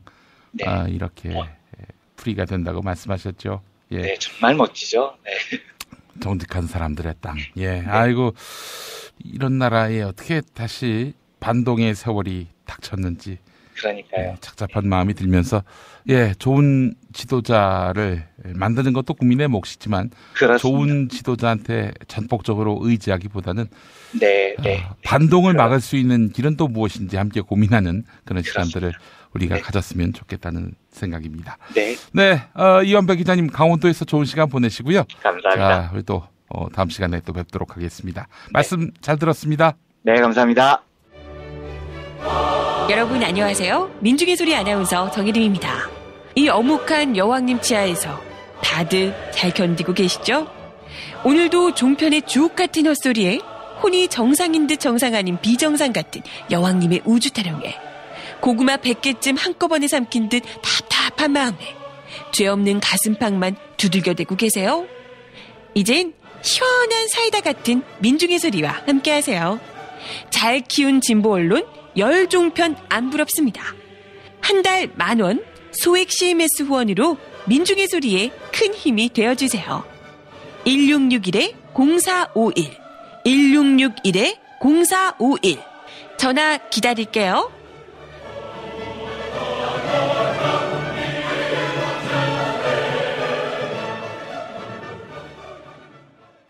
경제 저널리스트 이완배의 경제의 속살 한 주간 종합편과 함께 하셨습니다. 경제의 속살은 매일 아침 김영민 브리핑 1부에서 만나실 수 있습니다. 김용민 브리핑과 함께한 시간 어떠셨어요? 다음 시간에도 보다 바르고 알차며 즐거운 정보로 여러분을 찾아가겠습니다. 팟캐스트 포털 팟빵에서 다운로드하기, 구독하기, 별점 주기, 댓글 달기로 응원해주세요. 잊지 마세요. 다운로드하기, 구독하기, 별점 주기, 댓글 달기.